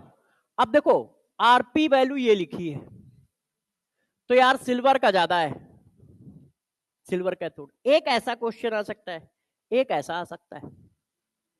तीन हाफ सेल दिए हैं, अब वो पूछ रहा है कौन सा कॉम्बिनेशन सेल बनाएगा। चेक करो, तो देखो जिसकी आरपी वैल्यू ज्यादा है वो कैथोड होना चाहिए। आप जोड़ किसको रहे हो? 1 और 2। तो 1 और 2 में आरपी वैल्यू किसकी ज्यादा है? चेक करो, 2 की। तो 2 कैथोड होना चाहिए और भाई ने 2 एनोड लिख रखा है, तो ये तो गलत कॉम्बिनेशन है। 1 और 2 को जोड़ा तो जिसकी आरपी ज्यादा होगी 1 और 2 में वो होना चाहिए कैथोड। तो 2 की आरपी ज्यादा है तो 2 कैथोड होना चाहिए, भाई एनोड लिख रहा है, इसका मतलब गलत है। अब इसको इसको जोड़ो, पहला और तीसरा। अब इसमें से आरपी वैल्यू किसकी ज्यादा है? इसकी, तो ये कैथोड होना चाहिए है, तो ये सही सेल बना। अब इसको जोड़ो, 2 और 3, 2 और 3 में ज्यादा किसकी है? 3 की, तो 3 कैथोड होना चाहिए, गलत है। तो एक क्वेश्चन ऐसा भी आ सकता है, उसका थोड़ा सा टफ फॉर्म। तो अभी जो पॉइंट पढ़ाया है उससे आप क्या है, किसी भी सेल में आप ये समझ लोगे, ये पॉइंट अब पूरे चैप्टर में चलता रहेगा, क्योंकि हर बार हमें एनोड और कैथोड निकालना ही होगा। तो अब हम ये समझ गए कि यार कैथोड किसको बोलना है, एनोड किसको बोलना है। जिसकी आरपी वैल्यू ज्यादा होगी उसको क्या बोलोगे? कैथोड। और जिसकी कम होगी उसको एनोड। तो फोकस कैथोड पे रखो, क्योंकि जिसकी ज्यादा है वो कैथोड है, तो ऑटोमेटिक बचे हुए सारे एनोड है ना। अच्छा, बच्चों ने कहा ठीक है सर, आपकी ये बात हमें समझ में आ गई। तो मैंने कहा हम नेक्स्ट पॉइंट पे चलते हैं। इस पॉइंट से, ये पॉइंट क्या है, इससे कितने क्वेश्चन बन सकते थे बता दिया। अब अगला जरा समझो, थर्ड नंबर पॉइंट। ये जितने पॉइंट पढ़ा रहा हूं इन्हीं से एक या दो क्वेश्चन मिलेंगे। अब थर्ड समझो, आरपी और OP depend upon concentration of electrolyte. ठीक है, हाँ यार इलेक्ट्रोलाइट कर देता हूं, इलेक्ट्रोलाइट सॉल्यूशन, है ना। अब देखना जरा, यदि इसमें स्टैंडर्ड लगा दो, हाँ ये अब 1 मोलर में है, तो जरा देखो, डज नॉट डिपेंड अपॉन कंसन depend upon concentration of electrolyte solution. अब गौर से मेरी बात को समझना, देखो आरपी तो हमेशा किस पर मेजर किया जाएगा? 1 पे ही किया जाएगा। आपके इलेक्ट्रोलाइट का कंसंट्रेशन कुछ भी हो, वो हमेशा किस पर मेजर किया जाएगा? 1 पे। तो इस वजह से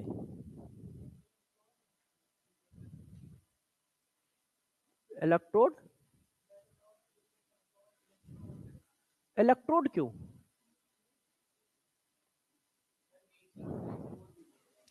तो वो हमें जो लिखना है, मतलब एक बात तो सही है कि नेचर ऑफ इलेक्ट्रोलाइट पे भी डिपेंड करता है, मगर हमें अभी कंसंट्रेशन दिखाना था, इसलिए मैंने कंसंट्रेशन के टर्म में लिखा। आप चाहो तो उसके आगे जोड़ लो, कोई गलत बात नहीं है।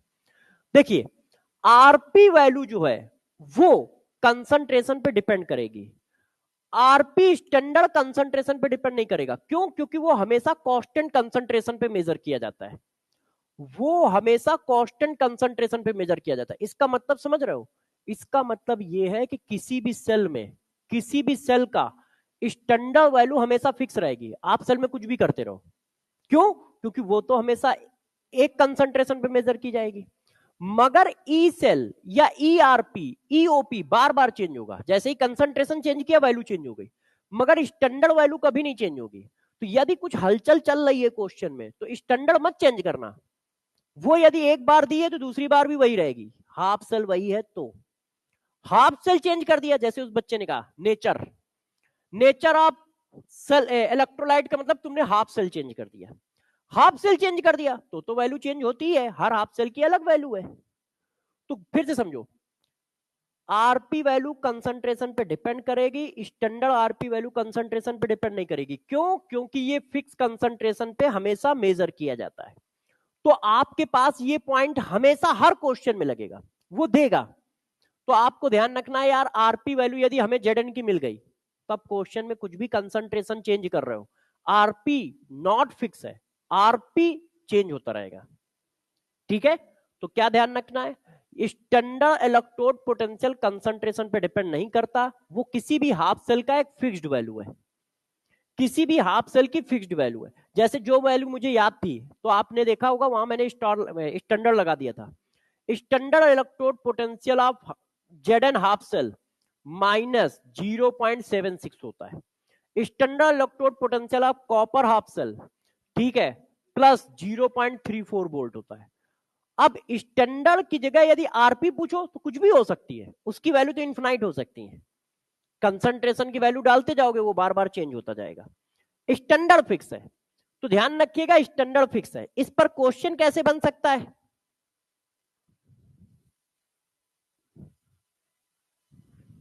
इस क्वेश्चन का आंसर दो।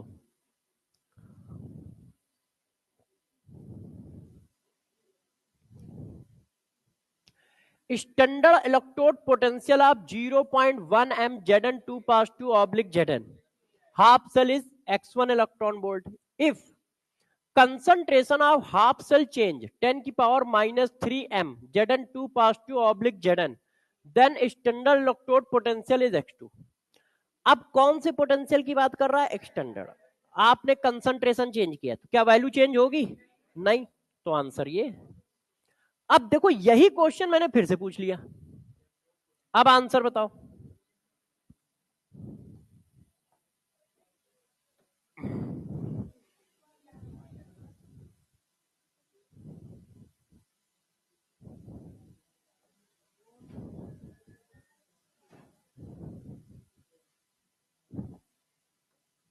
बताइए,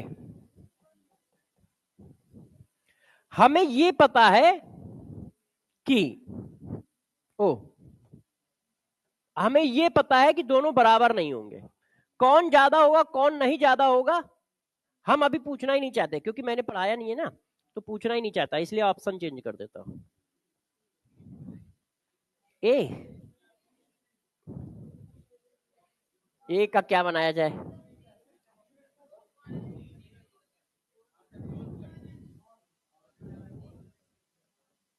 चलो बहुत कर देता हूं, ठीक है। तो जरा देखो, अब ये किसकी बात कर रहा है? इलेक्ट्रोड पोटेंशियल की बात कर रहा है। आपने कंसंट्रेशन चेंज किया तो वैल्यू चेंज होगी, कंसंट्रेशन चेंज करने पे वैल्यू में क्या चेंज आएगा ये आगे फ्यूचर में पढ़ाऊंगा। नर्स इक्वेशन यही है, effect of concentration in cell potential. तो अभी ये आ रहा होगा कि आप बार बार बोल रहे हो चेंज होगी चेंज होगी, मगर बढ़ेगी घटेगी इस पर कोई डिस्कशन नहीं कर रहा है ना। क्यों? क्योंकि वो नर्स इक्वेशन में आएगा। नर्स इक्वेशन यही बताती है कि कंसंट्रेशन चेंज करने पे इलेक्ट्रोड पोटेंशियल कितना चेंज हो रहा है, बढ़ रहा है या घट रहा है। तो ये बात हमें पता चल गया कि यार तुमने क्या है, इलेक्ट्रोड पोटेंशियल पूछा है, तो बराबर नहीं होगा, है कि नहीं? कौन ज्यादा होगा कौन कम होगा अभी इससे हमें लेना देना नहीं है, मगर बराबर नहीं होगा। तो ये आया। तो इस पॉइंट से हम लोगों ने ये दो क्वेश्चन निपटाए और इस पॉइंट को समझा। क्लियर है इतनी बात? यहां तक हो गया। अब नेक्स्ट नंबर का पॉइंट समझो, पॉइंट नंबर 4। आपने यार मुझे पढ़ाया कि सर जिसका आरपी हाईएस्ट है वो अपने में रिडक्शन करेगा, जो अपने में रिडक्शन करता है उसको क्या बोलते हैं? Oxidising agent. हाँ, कैथोड, कैथोड बोलते हैं, मगर उसमें ऑक्सीडाइजिंग एजेंट। जो सेल्फ में रिडक्शन करता है उसको क्या बोलते हैं? Oxidising agent. इसका मतलब oxidising power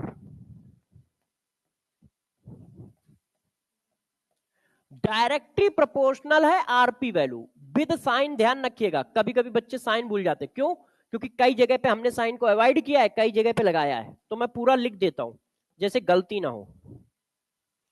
oxidising power directly proportional है आरपी वैल्यू को। ऐसा क्यों कह पा रहा हूं? आपने अभी पढ़ाया है कि जिसका आरपी हाईएस्ट है वो अपने में क्या करेगा? रिडक्शन। तो जब सेल्फ में रिडक्शन करते हैं तो उसका नाम क्या रखा जाता है? Oxidising agent. तो ऑक्सीडाइजिंग एजेंट डायरेक्टली प्रोपोर्शनल होगा आरपी वैल्यू को। जो हाफ सेल, जिस हाफ सेल का रिडक्शन पोटेंशियल ज्यादा होगा वो सबसे ज्यादा स्ट्रॉन्ग ऑक्सीडाइजिंग एजेंट होगा। अब रिड्यूसिंग में क्या आएगा? हाँ, तो रिड्यूसिंग एजेंट, ये रिड्यूसिंग एजेंट जो होगा वो इनवर्सली प्रोपोर्शनल होगा आरपी वैल्यू को। स्टेटमेंट सिर्फ एक पोटेंशियल के फॉर्म में हम देंगे, ठीक है? जितनी कम आरपी उतना ज्यादा strong reducing agent, with sign चलेगा, ठीक है? मैं लिख देता हूं जैसे गलती ना हो। क्लियर है? अच्छा, यहां पर एक जगह और फंसाएगा। जैसे देखो ये रिडक्शन लिखा है, ये एक हाफ सेल है, गौर सुनिएगा, जब टफ क्वेश्चन आएगा तो ये वाली पॉइंट लगेगा। देखो ये एक हाफ सेल है, अब ये हाफ सेल है, इसका आरपी वैल्यू हाईएस्ट है, तो आपने बोल दिया कि ये स्ट्रॉन्गेस्ट रिड्यूसिंग एजेंट है। ये half cell strongest reducing agent है। वो तो मॉलिक्यूल में ऑप्शन दे रहा है कि ये स्ट्रॉन्ग रिड्यूसिंग एजेंट है या ये। तो गौर सुनिए, यदि ऑक्सीडाइजिंग एजेंट पूछेगा तो हायर ऑक्सीडेशन नंबर वाला कहोगे, और रिड्यूसिंग एजेंट पूछेगा तो लोअर ऑक्सीडेशन नंबर वाले को बोलोगे। इस पर अभी मैं क्वेश्चन भी दूंगा, जैसे अभी हो सकता है ये पॉइंट ना समझ पा रहे हो। तो यदि वो कहता है स्ट्रॉन्गेस्ट ऑक्सीडाइजिंग एजेंट बताओ, तो स्ट्रॉन्गेस्ट ऑक्सीडाइजिंग एजेंट बताने के लिए सेल तो तुम पकड़ लोगे। अब सेल में वो सेल नहीं दे रहा है, ऑप्शन में सेल नहीं लिखा है, ऑप्शन में मॉलिक्यूल के नाम लिखे हैं। तो यार ये दो है ना, सेल में तो दो पार्ट आएंगे। तो अब आप कैसे कहोगे कि इसको बोला जाए कि इसको बोला जाए? तो हमेशा हायर वाले को, जो हायर होगा, जिसकी ऑक्सीडेशन नंबर ज्यादा होगी, उसको स्ट्रॉन्गेस्ट ऑक्सीडाइजिंग एजेंट बोलोगे, और जिसकी कम होगी उसको स्ट्रॉन्गेस्ट रिड्यूसिंग एजेंट बोलोगे। इस चीज को थोड़ा समझाने के लिए इस पर क्वेश्चन कराते हैं। पहले तो ये वाला निपटाओ, सन पे मत जाइएगा कि जेई मेंस में आए हैं, आराम से आपके यहां आते हैं, आपके यहां भी आए हैं ये पेपर में, ये ऐसे क्वेश्चन आपके यहां भी आते हैं। अब क्या पूछ रहा है? ऑक्सीडाइजिंग पावर पूछ रहा है। तो ऑक्सीडाइजिंग पावर किसके प्रोपोर्शनल है? आरपी वैल्यू के। तो आरपी वैल्यू हाईएस्ट, पहले ये देख लो आरपी वैल्यू दी है ना, 3 से 2 आरपी है, 4 से 2 आरपी है, 5 से 3 आरपी है, 3 से 0 आरपी है। तो सबसे हाईएस्ट किसकी है? इसका मतलब ये स्ट्रॉन्गेस्ट ऑक्सीडाइजिंग एजेंट है। अब कोबाल्ट सबसे लास्ट में होगा, कोबाल्ट सबसे लास्ट में होगा। अच्छा, इसके बाद कौन है? लेड। लेड इसमें है नहीं। समझ पा रहे हो कैसे किया? ठीक है।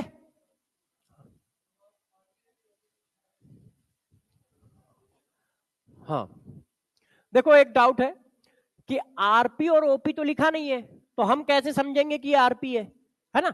आरपी का मतलब क्या था? जहां पर रिडक्शन हो रहा हो उस पोटेंशियल को स्टैंडर्ड रिडक्शन पोटेंशियल बोलेंगे, है ना? तो देखो यहां रिडक्शन हो रहा है ना, +3 से +2, तो प्रोसेस कैसा है, रिडक्शन वाला। तो ये क्या होगा, ये इलेक्ट्रोड पोटेंशियल कौन सा होगा, आरपी होगा, है ना। यदि ऑक्सीडेशन होता तो ये पोटेंशियल कौन सा होता, ऑक्सीडेशन। कर लोगे अब। अच्छा, आपने कहा सर एक और चाहिए क्वेश्चन, करो।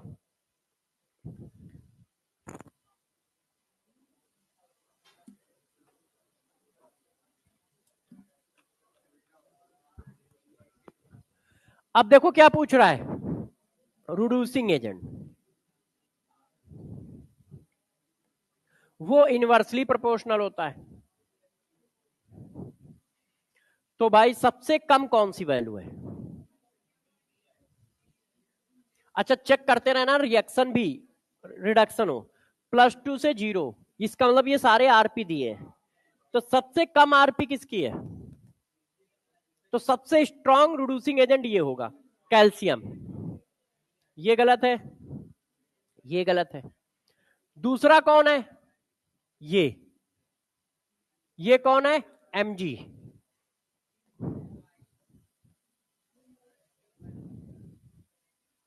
सही है। अच्छा, फंसने वाला क्वेश्चन तो ये है जहां रोना धोना मचाओगे। अब देखो क्वेश्चन वही है मगर उसने ऑप्शन को टफ कर दिया आपके लिए। Based on the data given above strongest oxidising agent, तो भाई ऑक्सीडाइजिंग एजेंट किससे निकलता है, आरपी वैल्यू से। सबसे ज्यादा आरपी वैल्यू किसकी है, इसकी है देखो। अब यार मगर ऑप्शन वो इस तरह से दे रहा है, तो अब मैंने क्या पढ़ाया था, ऑक्सीडाइजिंग एजेंट कौन होगा, जिसकी ऑक्सीडेशन नंबर ज्यादा हो, तो ये ऑक्सीडाइजिंग एजेंट होगा। तो वो ऐसे क्वेश्चन देगा तो आपको ये वाला काम ध्यान आना पड़ेगा, ऑक्सीडाइजिंग एजेंट पूछेगा तो हमेशा हायर ऑक्सीडेशन नंबर वाला। अब मान लो इसमें पूछता कि स्ट्रॉन्गेस्ट रिड्यूसिंग एजेंट बताओ, तो सबसे पहले तो सबसे कम वाला ढूंढो, ये है। अब रिड्यूसिंग एजेंट स्ट्रॉन्गेस्ट, ये वाला क्रोनियम होता। इसी क्वेश्चन को मैं बस पलट देता हूं, सब कुछ यही लिखा है, बस यहां पे ये काट देता हूं।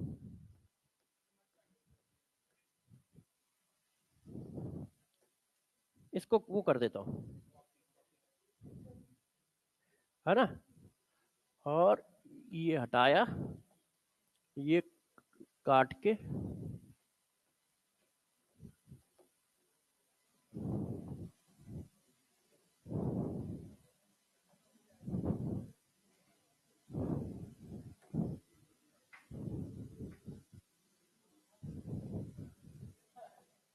हाँ ऑप्शन भी तो चेंज करने पड़ेंगे। आप बताओ, अरे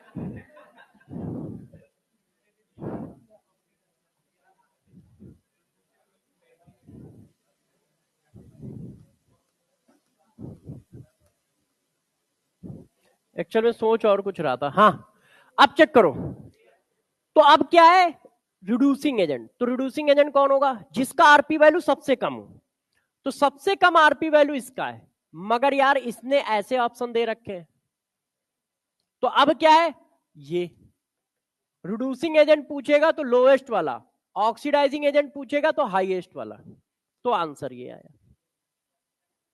ठीक है, तो देखो यार, हाँ बेटा, हाँ अच्छा, ये मैंने कैसे पहचाना कि ये ऑक्सीडाइजिंग एजेंट है ना। अच्छा ठीक है, बताता हूं।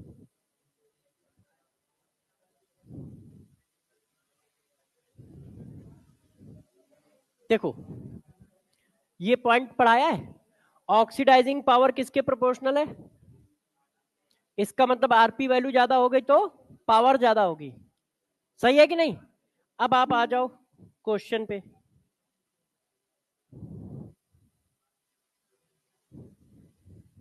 नहीं वो कौन सा, ये वाला, ये देखो। अब इसमें से आरपी वैल्यू चेक करो किसकी सबसे ज्यादा है, इसकी है, तो ये स्ट्रॉन्गेस्ट ऑक्सीडाइजिंग एजेंट हो गया। मगर ऑप्शन ऐसे दिए, तो यार इसमें MnO4 है, Mn2 है, तो MnO4 भी दिया है, Mn2 भी दिया है, तो मैं इसमें टिक कैसे करूं? तब मैंने आपको बताया कि जिसकी ऑक्सीडेशन नंबर ज्यादा है उसको टिक करो। तो इसकी ज्यादा है +7 और इसकी +2, ठीक है। और मान लो रिड्यूसिंग एजेंट पूछे तो फिर मैंने ये बताया, रिड्यूसिंग एजेंट कौन होगा? जिसकी आरपी वैल्यू सबसे कम हो। सबसे कम किसकी है? इसकी। अब इन दोनों में कौन होगा? जिसकी ऑक्सीडेशन नंबर कम हो। रिड्यूसिंग एजेंट पूछ रहा है, ऑक्सीडेशन में ज्यादा वाला टिक करना है, रिड्यूसिंग में कम वाला टिक करना है ना? हाँ बेटे, पिछली स्लाइड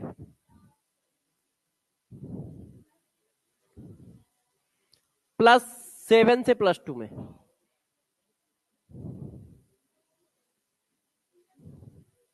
हाँ हाँ, रिड्यूसिंग दिया है।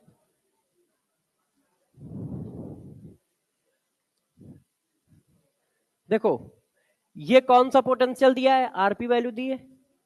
हमने जो स्टेटमेंट पास किया है भाई, सब लोग देखो, अकेले उसी का डाउट नहीं है।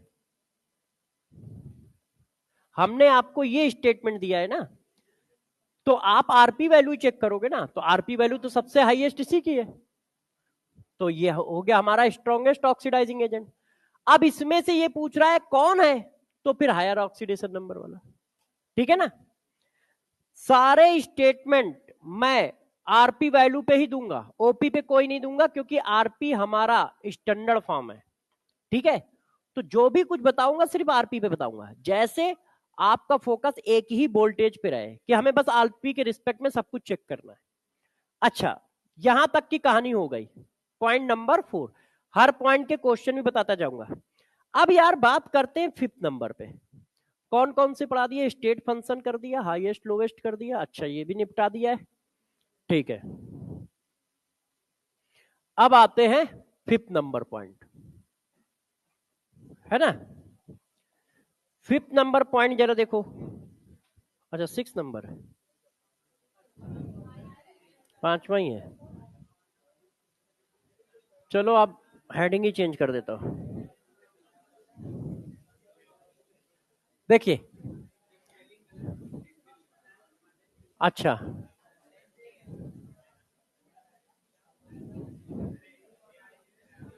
और राइट,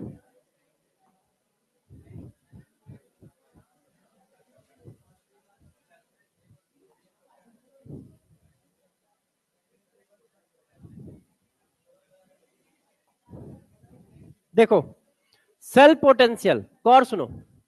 आपको अभी तक जो पढ़ाया था, सेल पोटेंशियल के बारे में बताता हूं। देखो अभी मैंने जो 4-5 पॉइंट पढ़ाए वो सिर्फ पोटेंशियल के थे, या तो रिडक्शन या ऑक्सीडेशन, वही सेल पोटेंशियल पे भी लगेंगे। मगर ईएमएफ ऑफ सेल, मतलब सेल का पोटेंशियल कितना आएगा, अभी तक जो मैंने पोटेंशियल बताया वो सिर्फ एक हाफ सेल का बताया, या तो ऑक्सीडेशन का बताया या रिडक्शन का बताया। पूरा सेल का पोटेंशियल कैसे निकालोगे उसके बारे में कुछ नहीं बताया। और जो पॉइंट मैंने बताए हैं पोटेंशियल के लिए, वो सारे पॉइंट सेल पोटेंशियल पे भी वैलिड है, क्योंकि ये भी पोटेंशियल ही है, ये भी पोटेंशियल ही है। तो जितने भी पॉइंट वहां पर आए वो सब इसके लिए भी वैलिड है। अब सेल का पोटेंशियल क्या होता है जरा इसको बताता हूं। देखिए, आपने मेरे को बताया कि जहां कहीं पर भी डबल लेयर आएगी वहां पर पोटेंशियल क्रिएट होगा।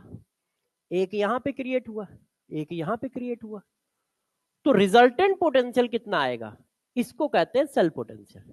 दो पोटेंशियल है ना, तो जब दो पोटेंशियल है तो फिजिक्स में आपने पढ़ ही रखा है कि भाई किसी ना किसी तरह से ऐड या सब्ट्रैक्ट कुछ तो होंगे, सीरीज में होंगे, पैरेलल होंगे, कुछ तो होगा ना इनके साथ, तो रिजल्टेंट कोई वैल्यू तो आएगी। तो resultant potential is known as cell potential, क्योंकि यहां डबल लेयर आई तो यहां पोटेंशियल आया, यहां डबल लेयर आई तो यहां पोटेंशियल आया। तो रिजल्टेंट कितना आया, उस पूरे सेल ने कितना जनरेट किया, उसको हम कह देते हैं सेल पोटेंशियल। तो अब वो पढ़ा कैसे जाता है, तो जरा देखो।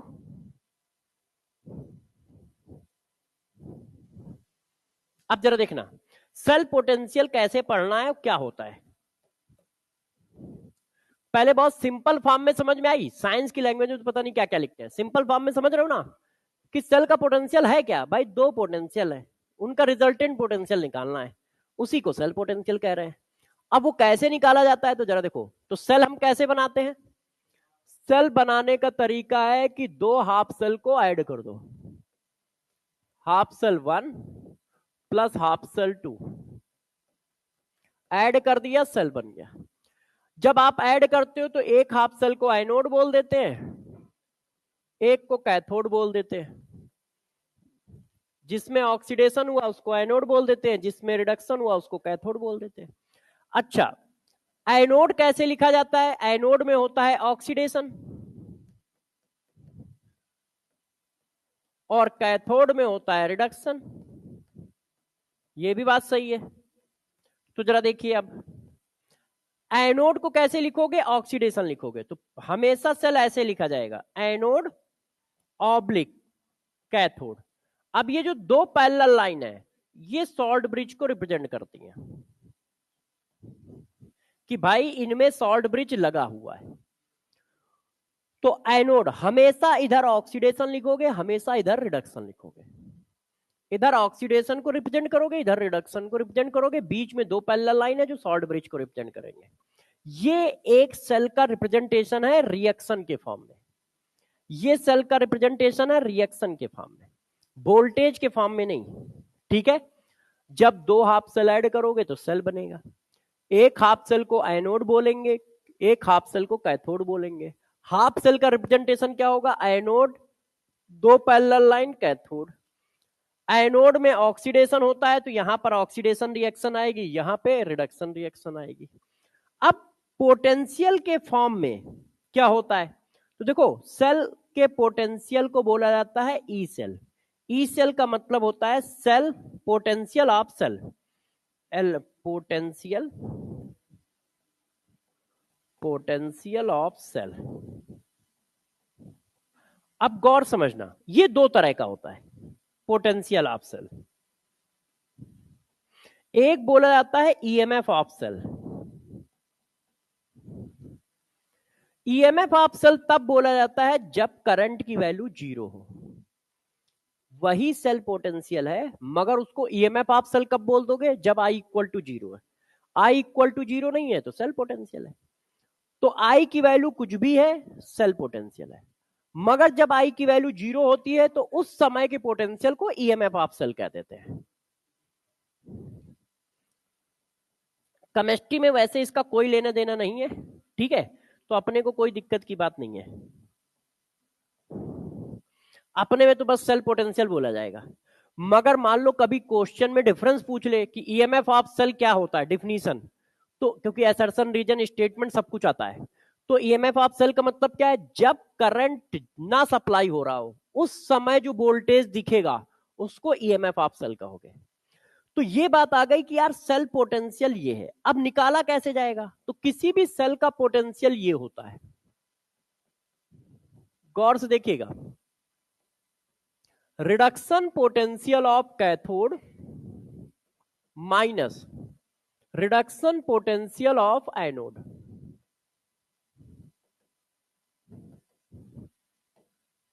रिडक्शन पोटेंशियल ऑफ एनोड, हम लोग सब कुछ रिडक्शन पोटेंशियल के रिस्पेक्ट में लिखेंगे। तो सेल का पोटेंशियल कितना होता है? Reduction potential of cathode minus reduction potential of anode. दोनों का पोटेंशियल रिडक्शन है, ध्यान रखिएगा। जो फार्मूला बोला गया है वो आरपी के फॉर्म में बोला गया है, ठीक है। Reduction potential of cathode minus reduction potential of anode, ध्यान रखिए।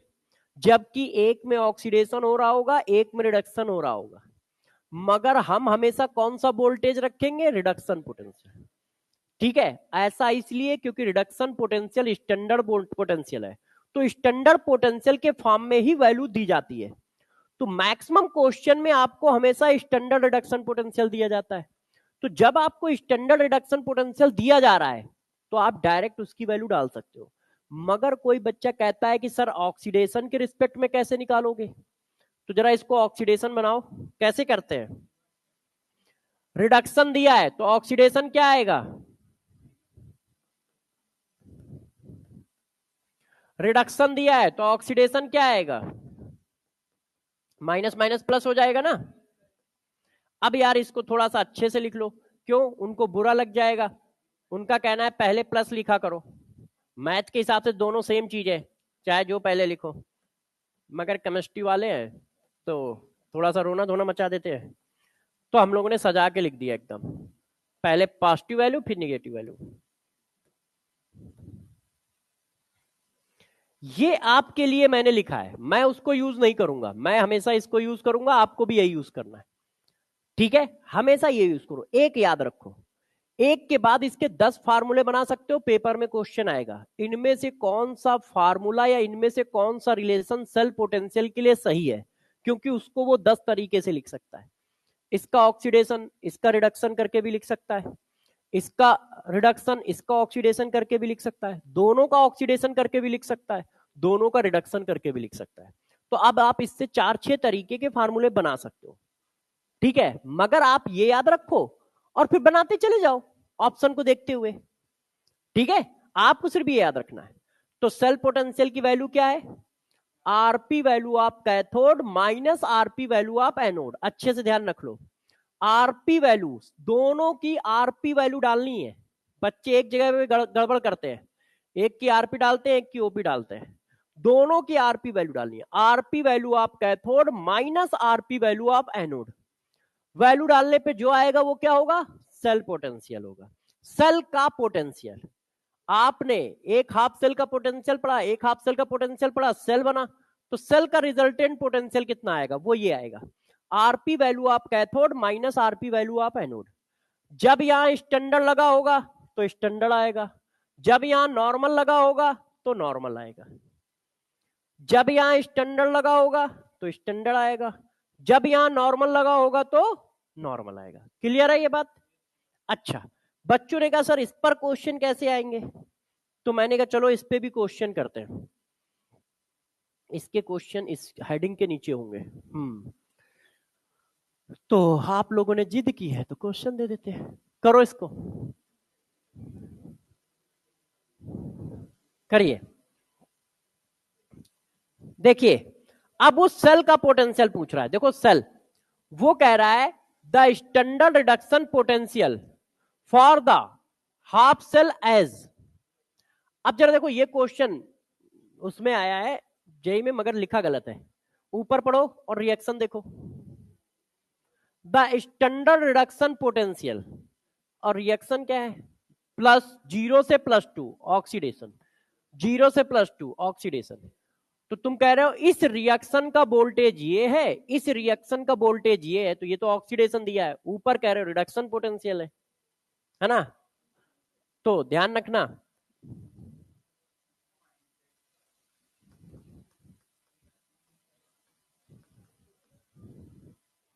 ठीक है? The standard oxidation potential for the half cell are as. अब ठीक है, अब इसकी वैल्यू दी है, अब वो पूछ रहा है ईएमएफ ऑफ द सेल बताओ। तो यार ईएमएफ पूछ रहा है, तो पहले देखो ये सेल है, हाँ सेल है, एक ऑक्सीडेशन है एक रिडक्शन, तो हमें तो एक ही फार्मूला आता है, हम 10 फार्मूले नहीं याद करेंगे, मैं पहले भी बता चुका हूं, आपको हमेशा एक ही याद रखना है, RP value of cathode minus RP value of anode. अब ओपी दिया है, मैं डायरेक्ट कर दूं? अभी भी टेंशन है? ऐसा नहीं है, जेई का क्वेश्चन है थोड़ा बहुत तो घुमाता ही है। अभी टेंशन क्या है, तुम इसमें कैथोड एनोड कैसे पहचानोगे? तो पहले माइनस करके वैल्यू लिख लो। तो देखो आरपी कितना आया, आरपी आया ये, इसका आरपी कितना आया, कहां ये है। अब आप बताओ इसमें से कैथोड कौन है? जो कैथोड होगा उसको पहले लिखोगे ना, तो कैथोड कौन है? ये, तो ये पहले लिखा गया। एनोड कौन है? ये, तो माइनस माइनस प्लस हो जाएगा। अब कट्टम काट खेलो तो साइन आएगा प्लस।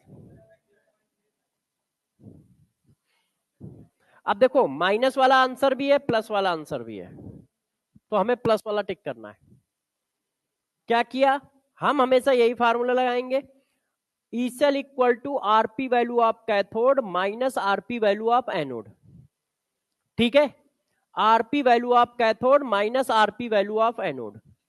अब कैथोड कौन होगा, एनोड कौन होगा, पहले ही सिखा चुका हूं। कैथोड कौन होगा, जिसकी आरपी वैल्यू ज्यादा हो तो ये कैथोड होगा। एनोड कौन होगा, जिसकी आरपी वैल्यू कम हो तो ये एनोड होगा। तो हर बार आपको कैथोड एनोड पहचानने हैं। और कैसे पहचानोगे, ई सेल से। जिसका पोटेंशियल ज्यादा वो कैथोड, जिसका कम वो एनोड।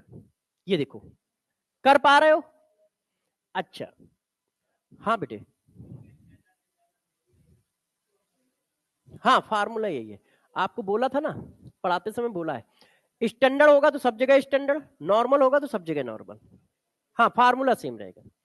अच्छा, बच्चों ने कहा सर थोड़ा सा और आप कुछ बता सकते हो इसके बारे में। मैंने कहा यस। हाँ, आवाज नहीं करो, देखो इधर ध्यान दो।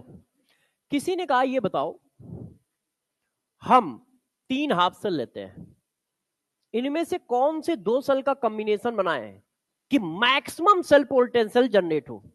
3 हाफ सेल दिए, इनमें से कौन से 2 हाफ सेल को जोड़े कि मैक्सिमम सेल पोटेंशियल जनरेट हो। तो जरा गौर सुनना, जब मैक्सिमम सेल पोटेंशियल की बात आए तो क्या ध्यान रखना है, आपको क्या निकालना है, ई सेल मैक्स निकालना है ना। अब गौर समझो, आप इसको मैथ के हिसाब से समझिएगा, केमिस्ट्री के हिसाब से नहीं। हमें इस वैल्यू को मैक्सिमम ले जाना है। अब इस वैल्यू को मैक्सिमम ले जाने के क्या तरीके हैं, हमारा फार्मूला तो वही है, RP value of cathode minus RP value of anode.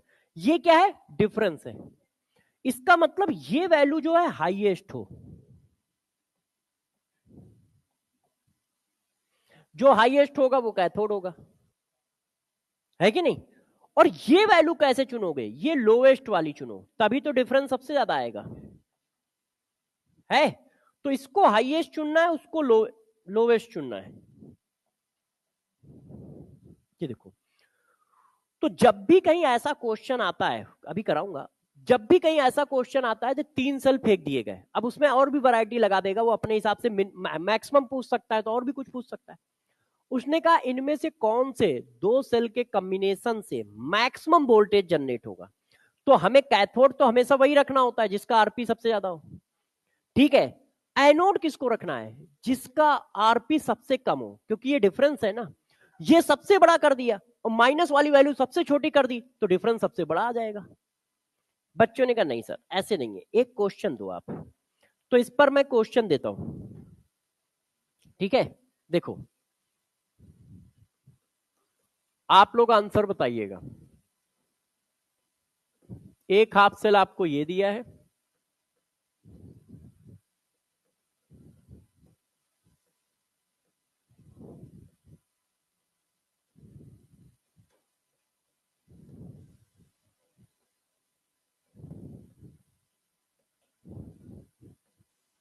एक हाफ सेल आपको ये दिया है,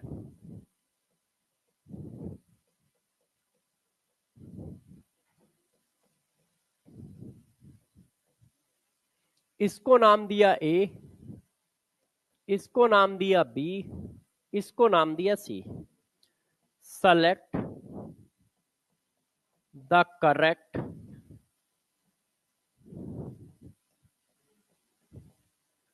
combination of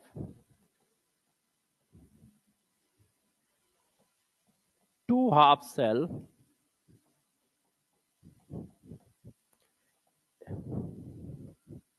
generate या form maximum cell potential। A plus B, B plus C plus A, D all। ये देखो, अब ऐसे कौन से 2 हाफ सेल को जोड़ें कि मैक्सिमम वोल्टेज आए। तो बताओ क्या करना चाहिए। तो सबसे पहले तो कैथोड, देखो ए और बी, तो कैथोड कौन होगा, जिसका वोल्टेज सबसे ज्यादा हो, तो भाई कैथोड है। एनोड कौन होगा, जिसका सबसे कम हो, ये कहना है। यदि इनको इनको जोड़ते हैं तो सबसे बड़ी वैल्यू मिलेगी, क्यों, कैथोड हाईएस्ट है, तीनों में आरपी वैल्यू सबसे ज्यादा किसकी है? इसकी। ये कैथोड हो गया। अब मैंने एनोड के लिए क्या बोला है? जो सबसे छोटा हो, तो सबसे छोटा ये है ना, तो इसको और इसको जोड़ोगे तो मैक्सिमम वोल्टेज आएगा। आप चेक कर लो जोड़ के, यही वाला आंसर बनेगा। ठीक है, तो इस तरह का क्वेश्चन आएगा तो उस पॉइंट से आप निकाल पाओगे कि हाँ यार सर कैसे करते हैं, इस वाले पॉइंट से कर लोगे। तो यदि कहता है सेल पोटेंशियल बताओ, तो RP of cathode minus RP of anode लगा दोगे। इस फार्मूले पे अब तक कम से कम 8-10 क्वेश्चन आपके पेपर में आ चुके हैं, 1-2 नहीं 8-10 आ चुके हैं डायरेक्ट फार्मूले पे। इस फार्मूले पे आप पीवाईक्यू करोगे तो 8-10 मिल जाएंगे। ठीक है, अब ये करते करते थक जाएंगे तो वो इस पर आएंगे, तो इसका जरा ध्यान रखिएगा। इस पर अभी क्वेश्चन नहीं है, बुकों में मिल जाएगा मगर अभी पेपर में नहीं आया है। मैंने उस पे भी डाला है, वो क्यूएसडी प्राइम पे भी डाला है ये वाला क्वेश्चन कि मैक्सिमम वोल्टेज निकालो, मगर आएगा क्योंकि इसमें करना कुछ नहीं है। ठीक है, अब जरा गौर समझो। इस टाइम हुआ है, क्लास कितने बजे होती है? 45, बस 5 ही मिनट चाहिए। हाँ पूछो। हाँ अच्छा, 1 मिनट। एक क्वेश्चन है, हम लोगों ने लास्ट क्लास में डिस्कस नहीं किया था, मैंने कहा था इस बार पूछ लेना। चलो देखो, एक क्वेश्चन लास्ट क्लास में था, मैंने बताया नहीं था, LJP, liquid liquid junction potential, है ना, वही ये बच्चा पूछ रहा है। मैंने कहा था कि सॉल्ट ब्रिज जो है लिक्विड लिक्विड जंक्शन पोटेंशियल को खत्म करता है, मगर मैंने कहा था कैसे करता है, क्या होता है, ये मैं नहीं बताऊंगा, अब बताऊंगा। अब जरा देखो गौर से, जरा समझना, वो वाली बात डिस्कस कर दूं। मैंने सॉल्ट ब्रिज हटाया और ये कंटेनर क्लोज कर दिया, यहां से यहां तक कंटेनर है ऐसा। रुक जाओ, एक कोई पेन होता है जो चलता है फिर थोड़ी देर बाद बंद हो जाता है, ये नहीं है, ये वाला है, ये वाला है। इतना बड़ा कंटेनर कर दिया, इसको रिमूव कर दिया, अब थोड़ी देर बाद अपने आप हट जाएगा। ये हटा दिया, अब पूरे में सोल्यूशन है। क्लियर है? ये रॉड हमारी निगेटिव है, ये पॉजिटिव है, तो अब जरा देखना होगा क्या। हाँ मिला देंगे, हाँ मिला दिया हमने। अब क्या ले लिया है, अब एक ही कंटेनर में डाल दिया है ना भाई। हमने अभी तक सॉल्ट ब्रिज लगा रखा था, अब मैं क्या कर रहा हूं, दोनों रॉड को एक ही कंटेनर में डाल रहा हूं। उसमें सॉल्ट ब्रिज नहीं है, दो कंटेनर भी नहीं है, ये एक कंटेनर है इतना बड़ा, ये सॉल्ट ब्रिज हट गया है, अब इलेक्ट्रोलाइट पड़ा है, दोनों रॉड एक ही कंटेनर में पड़ी है। ठीक है, अब गौर समझना, ये माइनस है तो इधर प्लस भगेगा, ये प्लस है इधर माइनस भगेगा। तो जरा देखिएगा, सारे प्लस इधर की ओर जा रहे हैं, सारे माइनस इधर की ओर आ रहे हैं। तो देखो ये पॉजिटिव पार्ट की लेयर बनी, ये निगेटिव पार्ट की लेयर बनी। क्यों? पॉजिटिव ऐसे जा रहे हैं, निगेटिव ऐसे जा रहे हैं, तो कुछ ऐसा ही तो होगा। देखो पॉजिटिव सारे इधर आ गए, ओ थोड़ा सा आपको समझाता हूं, पॉजिटिव सारे इधर आ गए, इधर की ओर भग रहे हैं, क्योंकि पॉजिटिव निगेटिव प्लेट इधर है, निगेटिव सारे इधर की ओर भग रहे हैं। ये बात तो सही है, इसमें तो बुरा मानने वाली कोई बात है नहीं। ये प्लस प्लेट है तो निगेटिव इधर भाग रहे होंगे, ऐसे कुछ, पॉजिटिव इधर भाग रहे होंगे, ऐसे कुछ। जरा एक बार चेक करो क्या आया है, डबल लेयर बन गई चार्ज की। देखो एक प्लस है एक माइनस, और कहीं पर भी डबल लेयर बनेगी तो क्या आएगा, पोटेंशियल आया। अब इस पोटेंशियल का नाम बस अलग रख दिया है, लिक्विड लिक्विड जंक्शन पोटेंशियल। ये यहाँ पे कोई रॉड नहीं है, यहाँ पे क्या है, पानी की लेयर है। तो इधर आयन जा रहा है, इधर आयन जा रहा है, तो देखो एक डबल लेयर ऑफ चार्ज बन गई। तो उनके बीच में क्या होता है, एक liquid liquid junction potential develop हो जाता है। अब उससे क्या होगा, यहाँ पर भी पोटेंशियल है, यहाँ पर भी है, यहाँ पर भी है, तो रीडिंग गलत सलत आ रही होगी, है ना, रीडिंग गलत सलत आ रही होगी, इफिशियंसी सही नहीं आ रही होगी। तो इन चीजों से बचने के लिए सॉल्ट ब्रिज लगा दिया जाता है। अब इस तरह की लेयर बनेगी नहीं, क्यों, इधर वाले उधर जा ही नहीं रहे, उधर वाले इधर आ ही नहीं रहे। ZnSO4 के ZnSO4 वाले कंटेनर में पड़े, कॉपर SO4 के कॉपर SO4 वाले में पड़े, जिसको कमी और जरूरत पड़ रही है तो भाई सप्लाई कर रहा है अपना। तो ये होता है लिक्विड लिक्विड जंक्शन पोटेंशियल, जिसको सॉल्ट ब्रिज लगा के खत्म कर दिया जाता है। यदि सॉल्ट ब्रिज नहीं होगा तो जितने भी पॉजिटिव आयन है इधर की ओर भग रहे होंगे, जितने भी निगेटिव आयन है इधर की ओर भग रहे होंगे। तो सोल्यूशन, ये जो बीच वाला पोर्शन है, उस पोर्शन में कुछ ऐसा हो रहा होगा, और उस पोर्शन में जब कुछ ऐसा हो रहा होगा तो डबल लेयर ऑफ चार्ज बन गया, और कहीं पर भी डबल लेयर ऑफ चार्ज बनेगा, पोटेंशियल क्रिएट होगा। और उस पोटेंशियल का नाम बस अलग अलग रखेंगे सिचुएशन के हिसाब से। तो इसका नाम रख दिया गया liquid liquid junction potential, LJP.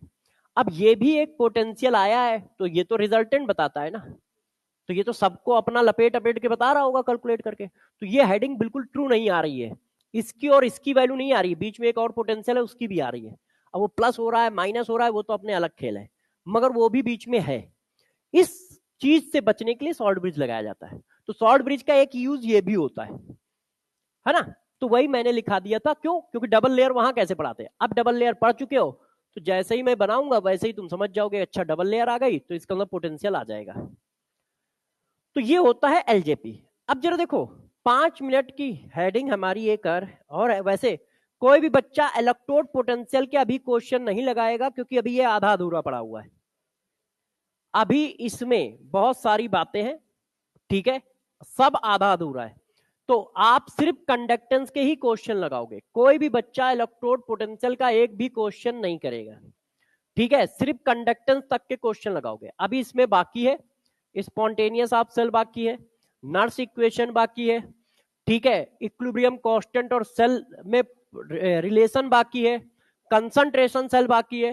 तो अभी कम से कम 1 घंटे का टॉपिक ये बाकी है, इलेक्ट्रोड पोटेंशियल 1 घंटे और उससे ज्यादा भी हो सकता है। तो कोई भी बच्चा इस चीज के क्वेश्चन नहीं लगाएगा, ठीक है। अब नेक्स्ट क्लास में इस जगह से पढ़ेंगे।